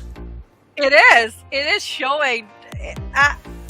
It's just coming really well. But yeah, it was the Kazakhstan, one team that is actually being beaten last year, is the one that beat Uzbekistan and going as the representative for Central Asia. Ladies and gentlemen, this is Central Asia's representatives here at Kazakhstan. After taking the second and third game, the first game was a 3-point towards Kazakhstan, but second and third, we saw the quality. It's less than 15-minute game, if I'm not mistaken, for the second game. For the third, but the second game is like less than 12 minutes game. So that is the power, that is the aggression, that is the pressure that is given from the Kazakhstan towards Uzbekistan until they cannot do anything. And I think like from Uzbekistan, they're still doing the same thing like their second game, which is following up all of the game plan coming from Kazakhstan. But yeah, I think we will see the match result here from this third game. For everyone who haven't seen the third game just now, we saw for this best of 5 match. And it's gonna be Kazakhstan. We saw actually a lot of possibility and also like a lot of pressure coming from Uzbekistan, especially with the Franco and also Beatrix that actually dealing a lot of damage. But that's it, they are unable to finishing off players coming from Kazakhstan. Definitely, right? I mean, looking at the statistics here, they weren't really able to lock down any of the prio targets, and like we mentioned earlier, Destroy still kept an amazing KDA, and I think he deserves to get another MVP award. 3-0-12, perfect spacing, perfect own hands, and that's what we saw in this game. Give him the Valentina, and he will do wonders, right? Absolutely destroying that mid lane matchup. Prince really didn't stand a chance in this one. Yeah, he's destroying everyone with 3-0-12 from 16 total elimination point from Kazakhstan. It's 15 from 16. I don't know, it's just so crazy. He definitely gonna be the MVP for this match, but yeah, this is 16 elimination from Kazakhstan, 34 assists and also 6 deaths from Kazakhstan, while from Uzbekistan is 6, 12 and 16, and here we go. This is the MVP for this third game of the match. This is Destroy with the Yiv here with 3-0-12 KDA, 94% team fight participation. I think this is the highest one so far. Yeah, definitely the highest one. We've seen 90, we've seen 85% as well from Super Marco in the first match, but we've never seen 94%. And it's on the hands of Destroy, who absolutely controlled the game from the start to the end, with a lot of good trades in the mid lane, good timing as to when he clears the waves to rotate over as well. It was a very solid performance by Destroy, and I hope to see more from Destroy in the upcoming matches, because they are going to be moving forward to the next stage, Vela, so we will be seeing more of Destroy, whether you guys like him or not. He is going to continue to destroy in the IESF qualifiers. But on that note, Vela, we still have 2 more matches. Bangladesh versus Sri Lanka is going to be one of the matches that we will see next. And then we'll have UAE versus Iraq. A lot of still fire matches that are up, that are coming soon. Very soon. That's why I was like being happy here, because like I saw the potential, the growth from the teams that is already competing in the first 2 matches. I really want to see more from Bangladesh, Sri Lanka, UAE, and also Iraq. I want to see how is the growth that they are having. What is the meta? What is the tactics that they prepare for this one? Because this is 14th World Esports Championship 2023 that will be taking place in Yashi, Romania later on. So they will need to all out for this, because Bangladesh and also Sri Lanka, they are representing the South Asia, and it's only 2 slots for the South Asia, while for UAE and Iraq, it will be for West Asia and also only 2 slots as well. So they really need to compete well for this. It's only like 10 total slots for the LAN event for the Asian Championship. So they really need to go all out for this one. I mean, at this point, going all out is a must, right? For every single team, they still want to make it to the next stage of the competition, Vela. And looking at how competitive it's been, man, a lot of them, they don't need to just go all out. They need to make a lot of adjustments even before playing, right? Because watching these games here, as the players, you should be able to soak in a lot of the information, a lot of the knowledge for your future matches, especially if you're gonna go up against any one of the winners from the last 2 matches. Philippines and Kazakhstan both looking super phenomenal, obviously, and these teams who are fighting for the next stage are gonna have to read out their opponents real quick, because if they don't, man, they're gonna get swept as well. So far, all sweeps here in IESF Asian Regional Qualifiers, Vela. 2-0, 3-0. Yeah, we still don't know what will happen with Bangladesh and Sri Lanka. Both of them are best of 3 series, if I'm not mistaken. So it's still gonna be a lot of possibilities for both of them. Bangladesh, Sri Lanka, they really need to prepare, just like what Mirko have mentioned. After after first game, they really need to adjust what will they do for the second, what will be better for them, what kind of things that they can use, what level of confidence. Even inside of the game, we saw that actually the confidence really matter, how they are able to count the damage that they are having to actually punish the opponent, how is the targeting going to be going, and if they are able to do it, I think they will be having a much better possibility to try to get the win over the game. So better prepare for the next match, because next match is going to be fire here for Bangladesh along with Sri Lanka. That might happen soon, along with UAE and also Iraq. So for ladies and gentlemen, please stay tuned until the late night later, because we will definitely accompany you guys with a lot of interesting matches that will happen today. And also, it's not only today, because tomorrow we will be having another matches that might happen as well, right, Mirko? Another 3 sets of incredible matches for you guys, and 2 best of 5. So you guys definitely do not want to miss that. I personally am really excited for tomorrow's matches, but I gotta keep calm right now because we still have 2 more matches here. I gotta be satisfied with the 2 matches now, and then we'll be hyped for it later when we're done with these 2 matches. But for now, we're still waiting on these 2 matches to start, ladies and gentlemen. We are waiting on the match. Firstly, the third match, Bangladesh versus Sri Lanka. Again, a lot of the new developing countries when it comes down to MLBB and their MLBB competitive scene, just like we saw earlier from Kazakhstan and Uzbekistan. I really hope we can see the development of all the other regions here, like Bangladesh and Sri Lanka, and even the MENA region, who we've actually seen a couple of times go to the World Championships, M4 and M3. Last time, right? So UAE and Iraq, can't wait to see that matchup as well. Can't wait to see how much they've improved since we last saw them at M4. Yeah, I think since they were having the MENA for the MPL, I think that's how we can see the growth that is growing up right now for the Central Asia and also the West Asia. I think that's how we can see how they are having the development over the teams here. We saw a lot of good mechanics player coming from the UAE, Bangladesh, Sri Lanka, and also Iraq. And if they are keeping that kind of practice that they were having so far, I think they will be one of the stars that can maybe one of the new contender inside of the World Series later on, because that's what we are expecting with the growth of the Mobile Legends so far.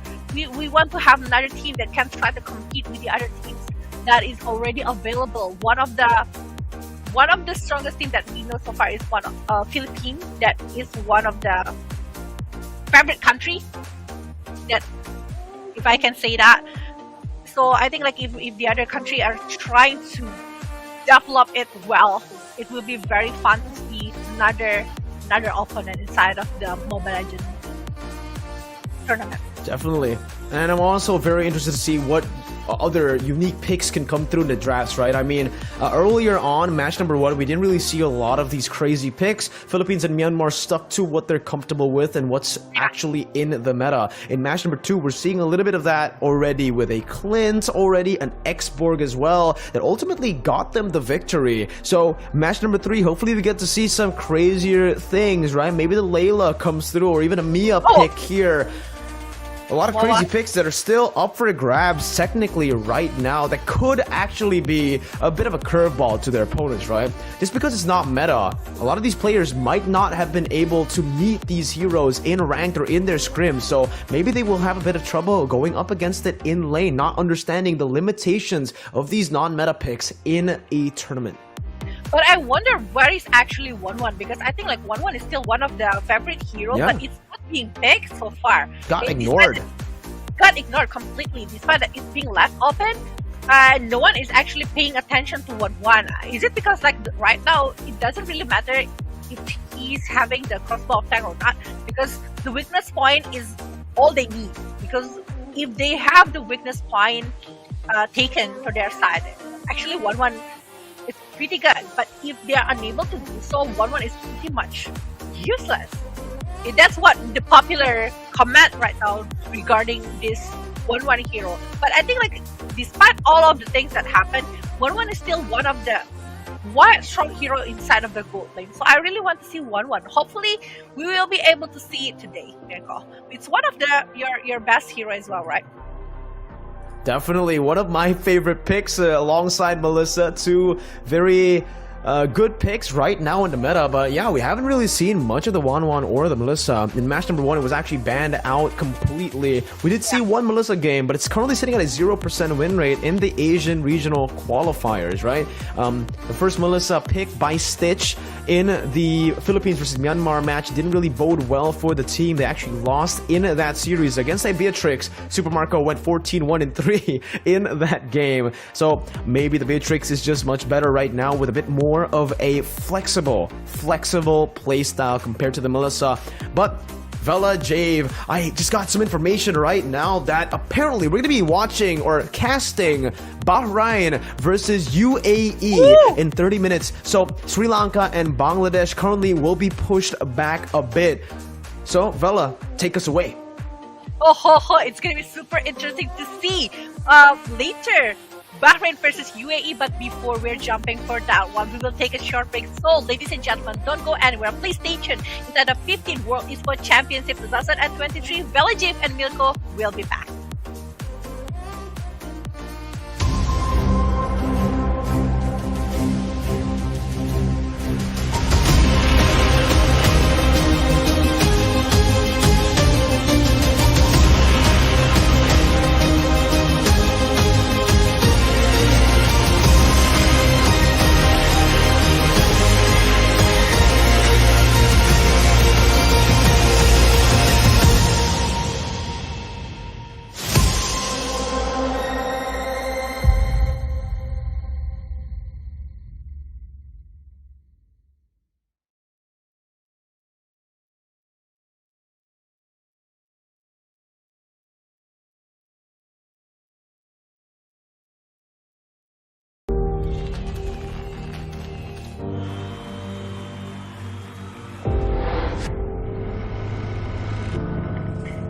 In the heart of Iași, Romania, the world's top gamers have gathered for the ultimate showdown. IESF brings heart-stopping matches across a variety of gaming genres in an electrifying experience that celebrates the passion and dedication of esports athletes from around the globe. This is more than just a tournament. This is where champions are born, legends are made, and anything is possible. Get ready to witness the ultimate display of skill, strategy, and heart. The IESF World Esports Championship. It's about to take your breath away. Do you think you've got what it takes? The challenge will be tougher than ever.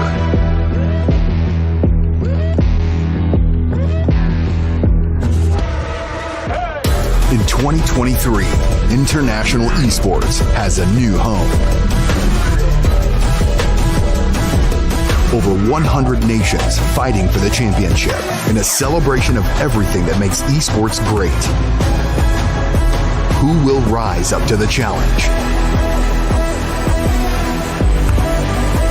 Who will be the world champion?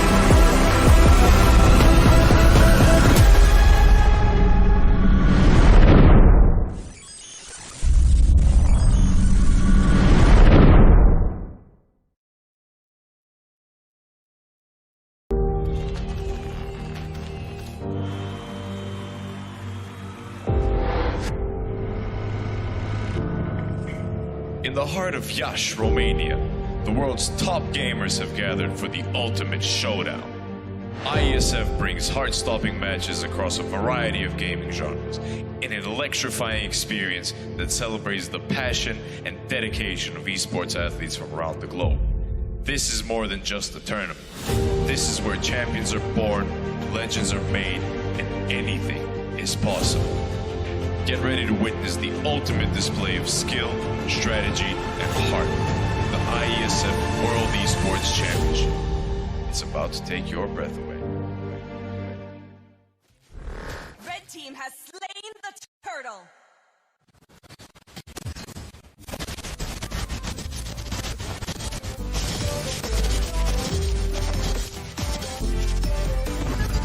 Hero has been slain.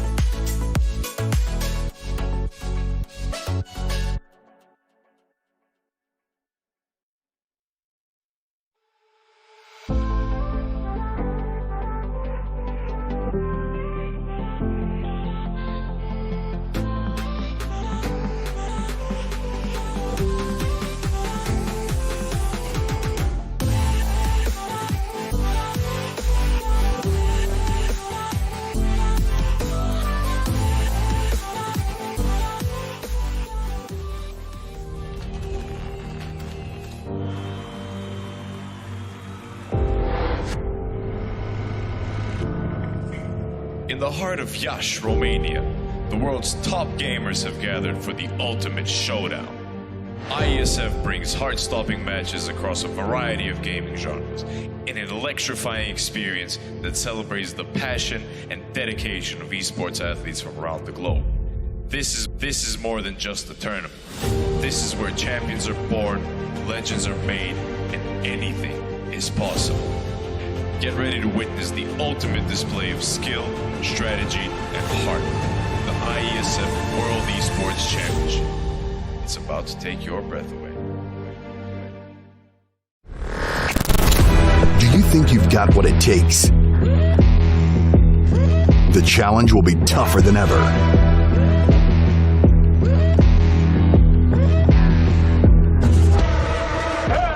In 2023, international esports has a new home.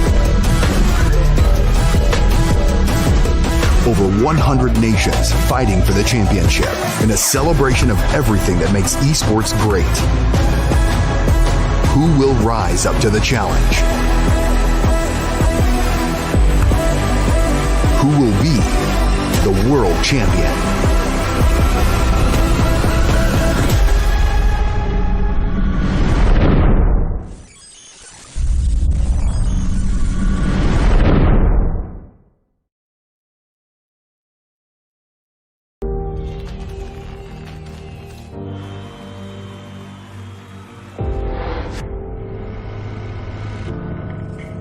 In the heart of Iași, Romania, the world's top gamers have gathered for the ultimate showdown. IESF brings heart-stopping matches across a variety of gaming genres in an electrifying experience that celebrates the passion and dedication of esports athletes from around the globe. This is more than just a tournament. This is where champions are born, legends are made, and anything is possible. Get ready to witness the ultimate display of skill, strategy, and heart.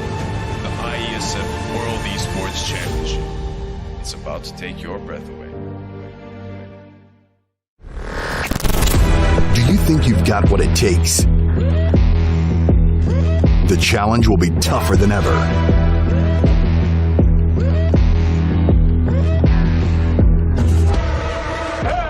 In 2023, international esports has a new home. Over 100 nations fighting for the championship in a celebration of everything that makes esports great. Who will rise up to the challenge? Who will be the world champion?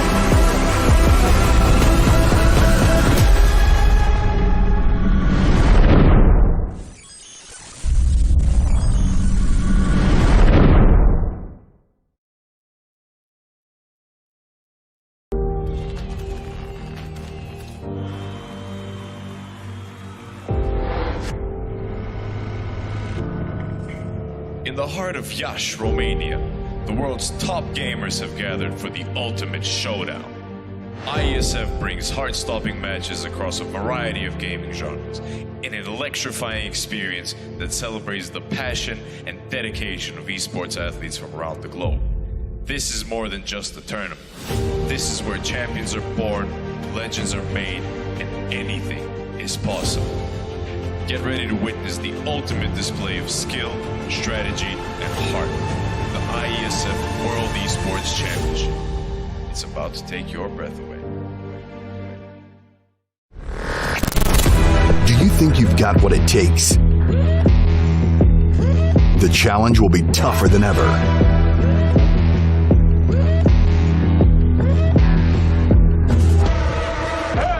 In 2023, international esports has a new home. Over 100 nations fighting for the championship in a celebration of everything that makes esports great. Who will rise up to the challenge? Who will be the world champion?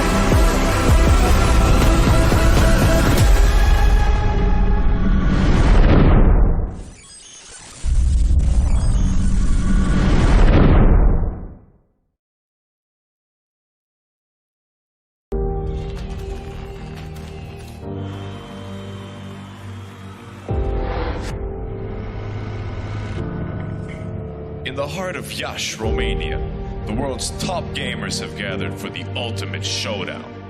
IESF brings heart-stopping matches across a variety of gaming genres in an electrifying experience that celebrates the passion and dedication of esports athletes from around the globe. This is more than just a tournament.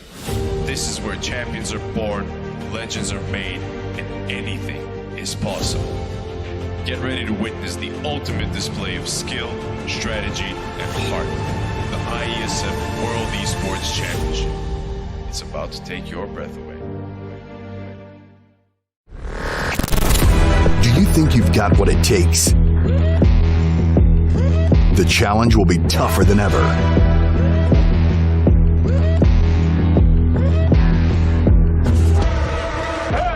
In 2023, international esports has a new home. Over 100 nations fighting for the championship in a celebration of everything that makes esports great. Who will rise up to the challenge? Who will be the world champion?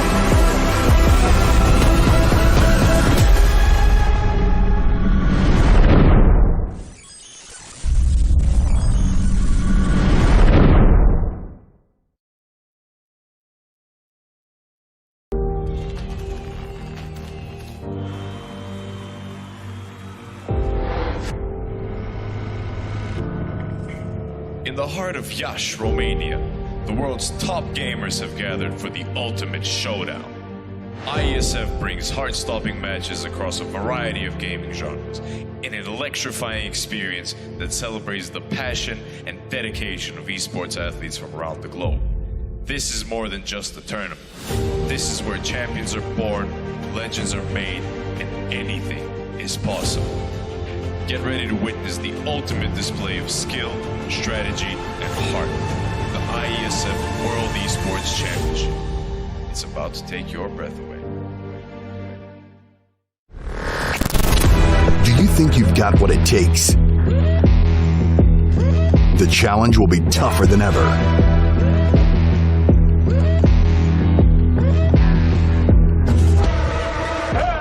In 2023, international esports has a new home.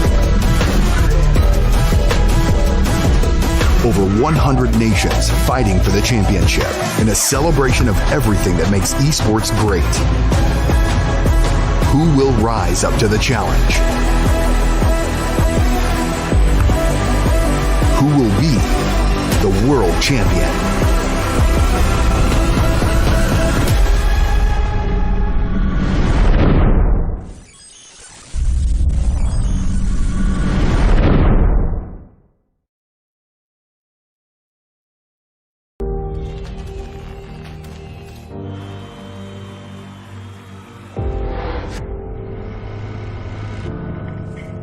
In the heart of Iași, Romania, the world's top gamers have gathered for the ultimate showdown.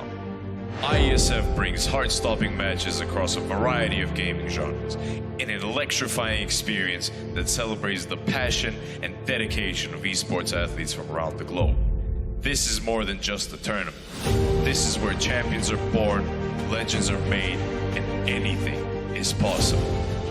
Get ready to witness the ultimate display of skill, strategy, and heart. The IESF World Esports Championship. It's about to take your breath away. Do you think you've got what it takes? The challenge will be tougher than ever.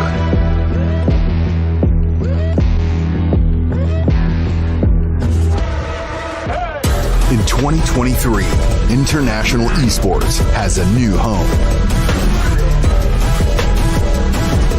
Over 100 nations fighting for the championship in a celebration of everything that makes esports great.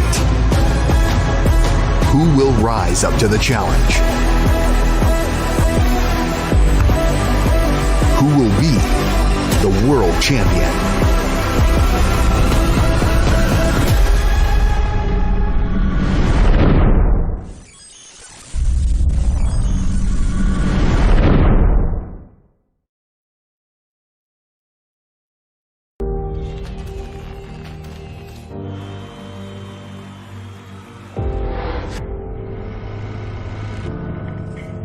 In the heart of Iași, Romania, the world's top gamers have gathered for the ultimate showdown. IESF brings heart-stopping matches across a variety of gaming genres in an electrifying experience that celebrates the passion and dedication of esports athletes from around the globe. This is more than just a tournament. This is where champions are born, legends are made, and anything is possible. Get ready to witness the ultimate display of skill, strategy, and heart. The IESF World Esports Championship. It's about to take your breath away.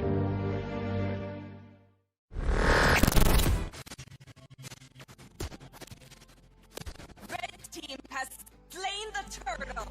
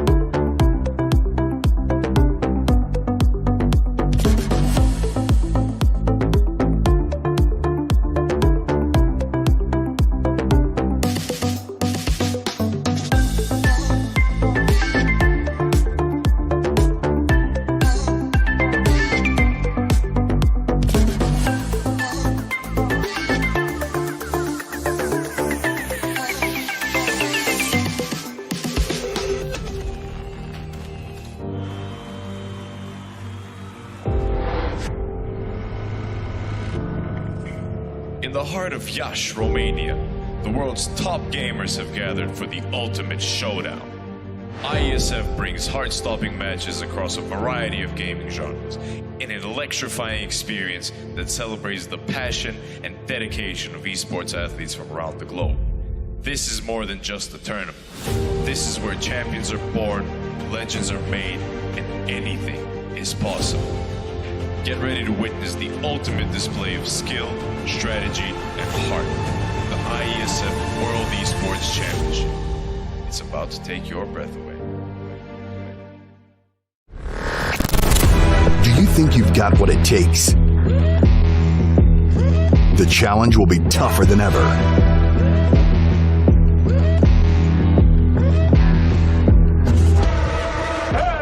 In 2023, international esports has a new home. Over 100 nations fighting for the championship in a celebration of everything that makes esports great. Who will rise up to the challenge? Who will be the world champion?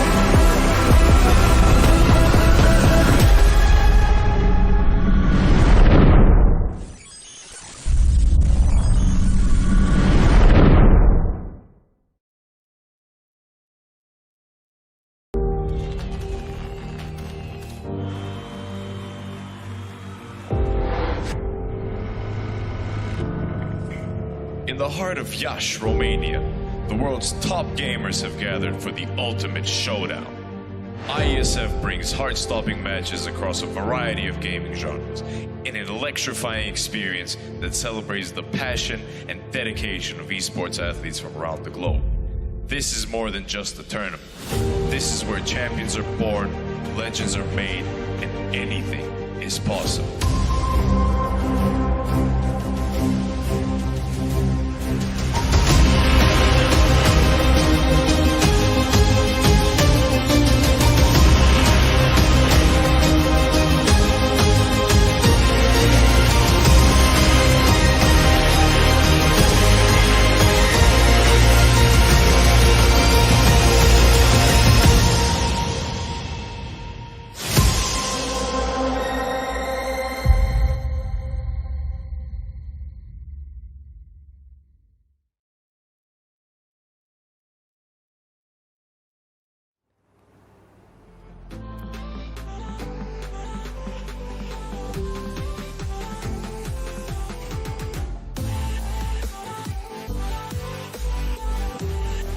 Welcome back, ladies and gentlemen, to match number 3, where we're going to take a look at UAE versus Bahrain. It's me, Mirko, joined again by Vela Jave as well, as we accompany you through another match. After we've seen 2 crazy matches already, Vela, I'm expecting another banger here from UAE versus Bahrain.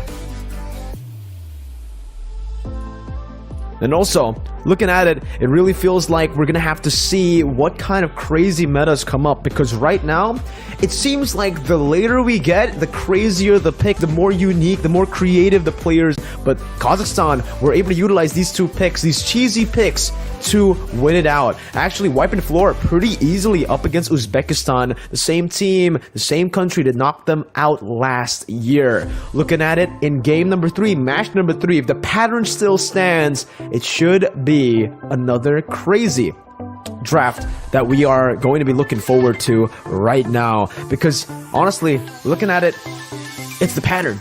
It's the pattern, ladies and gentlemen.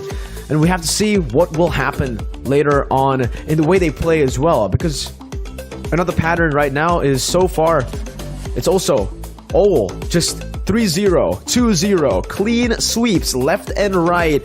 No close game so far whatsoever in terms of the series. But here, Bahrain versus United Arab Emirates, I'm really expecting this to be a closer game than what we've seen today, a closer series than what we've seen today, because the series that we've seen have been pretty easy sweeps, except for game 2, where Myanmar did give a very, very good fight up against the Philippines.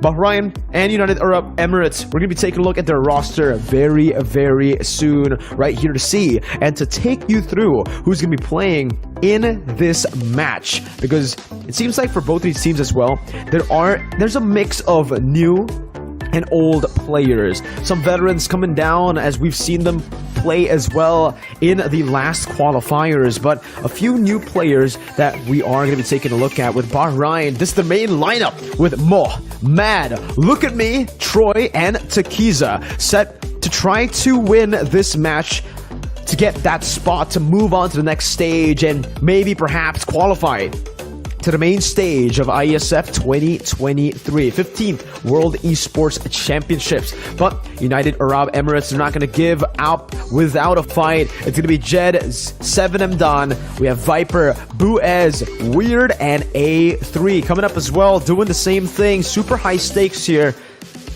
You lose the series, you get knocked out. Both these teams will understand it and will have to pull out everything. No more hiding their strategies. It's no longer a group stage format. It is all or nothing, now or never, for both these teams.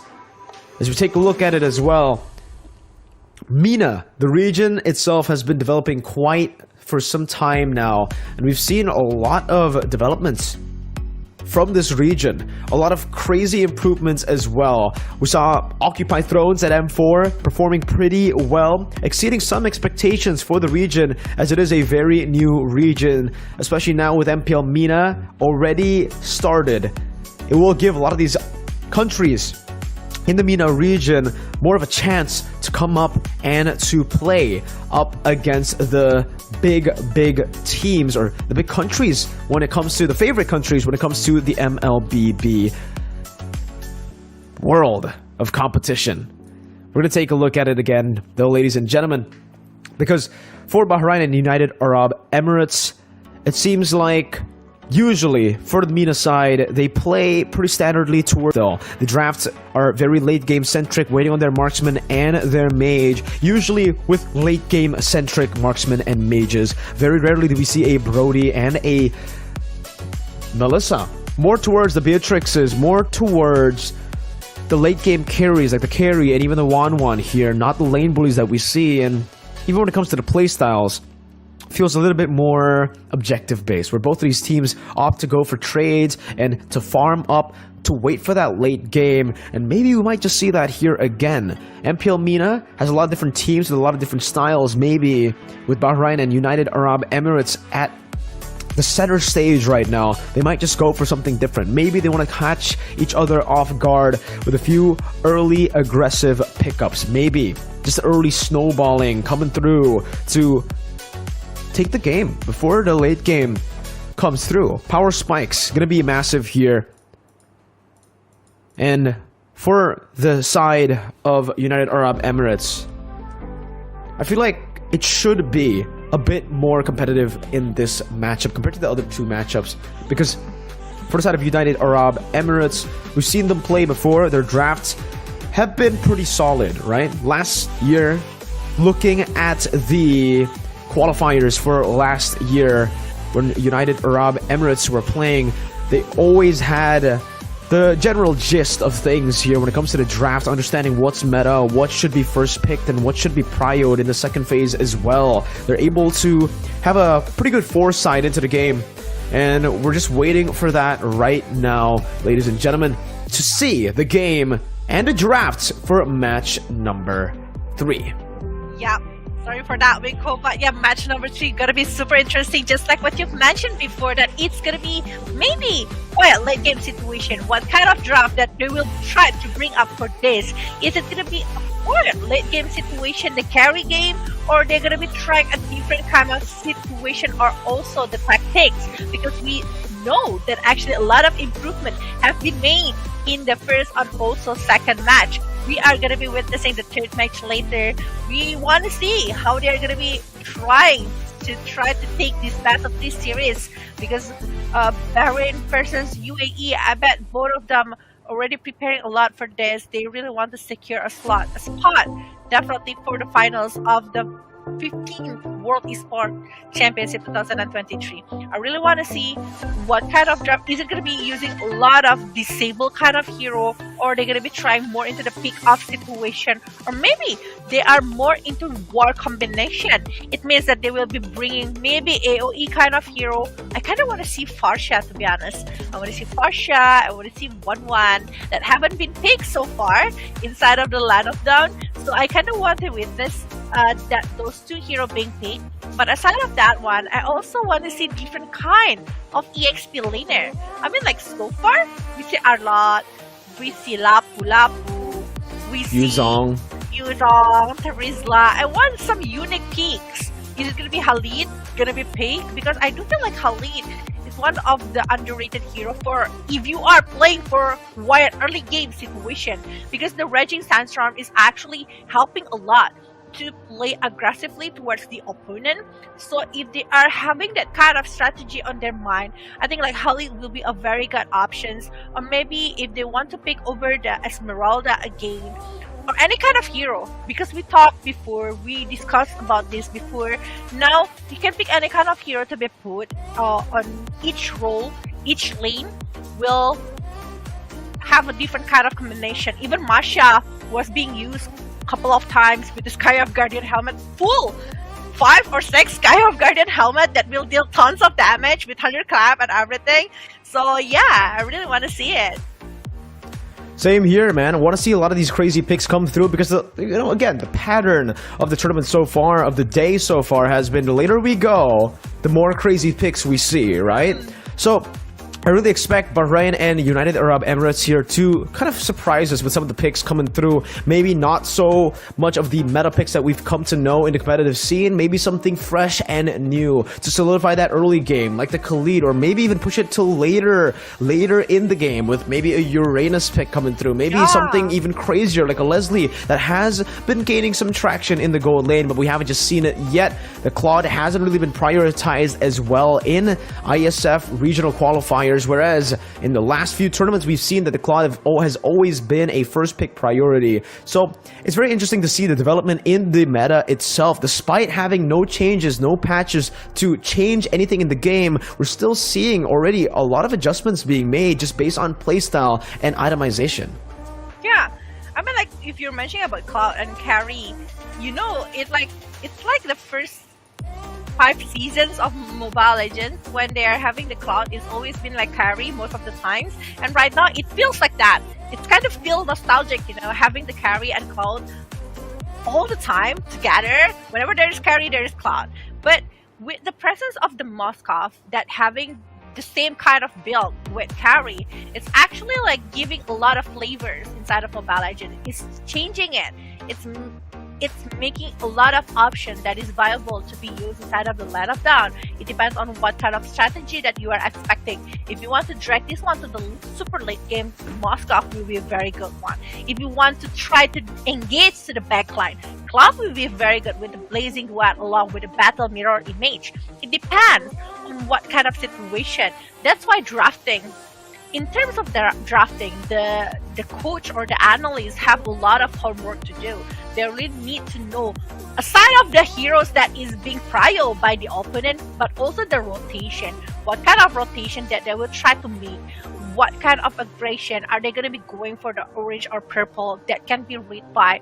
And that kind of homework implement by the skills of the player, it's what making it better to be watched by us inside of the Land of Dawn. So yeah, it's super interesting and intense at the same time for this match coming, Bahrain versus UAE. I really want to see what kind of homework that they've done, what kind of things that they will try to present us with this one.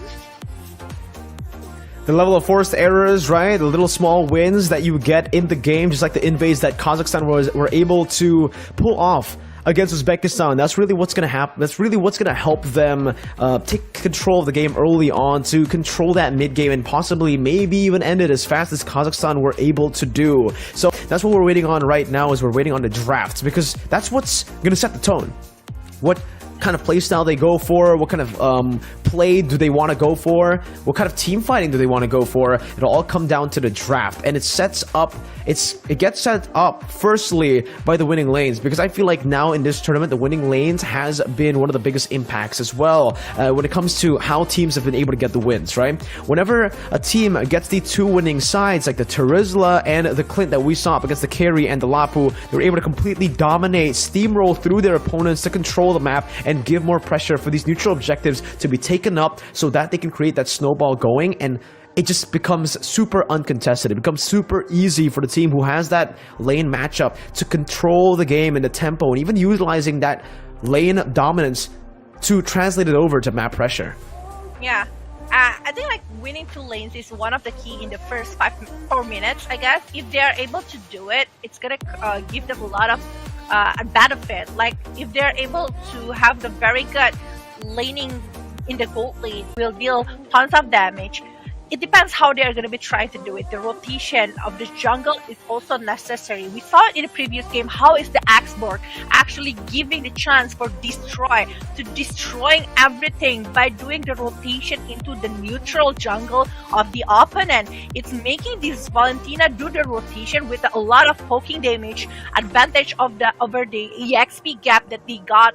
It's making the opponent unable to move, while also gaining a lot in terms of economy and also rotation.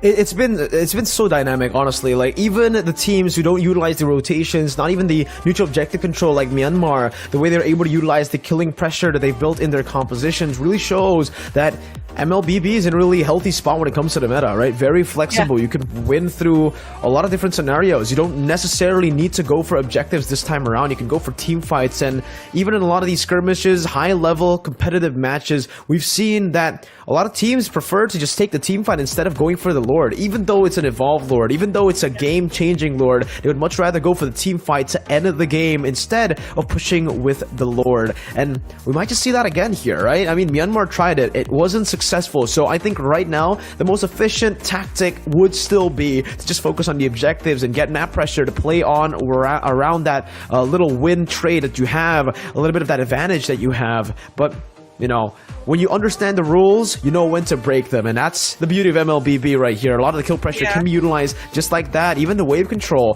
can be utilized to just bait out your opponents. And again, very adaptive, very friendly meta to teams who can adjust really fast. Yeah. Whoever can adjust really fast is just going to be super good. Because I think like talking about like adjustment, all of the pro players need to do that, need to have that kind of mindset on their self. If they are able to do a lot of adjustment really fast, it's gonna be better for them, because a lot of patches always have help before the tournament. So if they are having it, it's gonna be so good for them to adapt and try to maybe even use the things to go against the opponent. Use all of the adjustment to actually pick off the weakness of the opponent itself. And also the mentality inside of the game, you really need to know and how to count the damage that you have to really focus on. If you are unable to do that, it's just gonna be a slight mistake that sometimes happen. The retribution battle, it seems like it's a minor thing, but it's also like a domino effect. Like if you're losing something, you're also losing in a lot of stuff. And after you're taking the good benefit of it, it's just gonna be so good for you to try to push it back to your opponents. But yeah, we will see it later inside of the game, based on the draft that they will be having. Hopefully we will see a lot of uniqueness in terms of the drafting itself.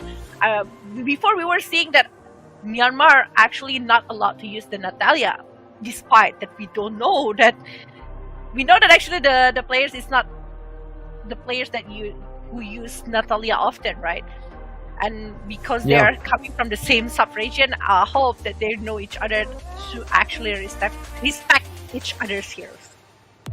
Yeah, that was a very interesting ban, right? Seeing Natalia banned out 2 games in a row by Team Philippines up against Team Myanmar was a really, really interesting sight to behold there, because of the fact that Natalia hasn't really been in the meta for quite a long time. So it really does show you the level of concern, the level of caution that Team Philippines took up against Myanmar. Even though it's a new team, it's a team that they definitely did not treat, you know, like a new team. They treated the Myanmar team with the utmost respect, going for the bans instantly, respecting their heroes, and forcing Blink maybe to a hero that he's not too comfortable on, which is the Cho, right? Maybe he is, you know, a very good Natalia, and he can take the game into his own hands, where he can carry through the rotation, through the early killing pressure, similarly to another Burmese player known as Naomi, another Burmese player that always gets his Natalia banned away as well. So maybe something with the Burmese and their Natalia picks and their early aggressive picks. Back at M2, it was the Diggy feeding strat. We see the Natalia. We even saw the Johnson at MSC. So it's always something with the Burmese squads, and that's what makes it interesting. But with their loss, it is going to be a bit harder to make it to the main stage there, with Philippines having a bit of a smoother ride with their new lineup, which is the Brand Esports lineup. Here though, Vela, again with UAE and Bahrain, it's going to be interesting to see, because a lot of amateur players will be playing as well in a lot of these different countries, and honestly, it could be a good scouting ground for a lot of the teams wanting to get new players, fresh blood for the scene. Yeah, it is. The scouting with this kind of big tournament is actually going to be a very good one, especially like back again, if we can talk about the MENA MPL that just started. I think like it's 2 seasons or 2 or 3 seasons that already happened for the MENA MPL, and I think like that's the power of growth. This is the time for them to shine, to show what is the potential that they have as the team that is competing inside of the 15th World Esports Championship 2023. And absolutely might create a long journey for them as a pro player, so they really need to be all out as well, not only as a player but also as a team here, with how they are able to actually execute the plan that they are having. I bet they are having a lot of plans right now going against Bahrain, or maybe UAE. Speaking of plans, Vela, I believe right now, unfortunately, ladies and gentlemen, please do be patient with us right now. We are going to be heading to just a slight break right now to wait for a little bit more information. So please be patient with us, ladies and gentlemen. Stay tuned, because Mirko and Vela will be just right back.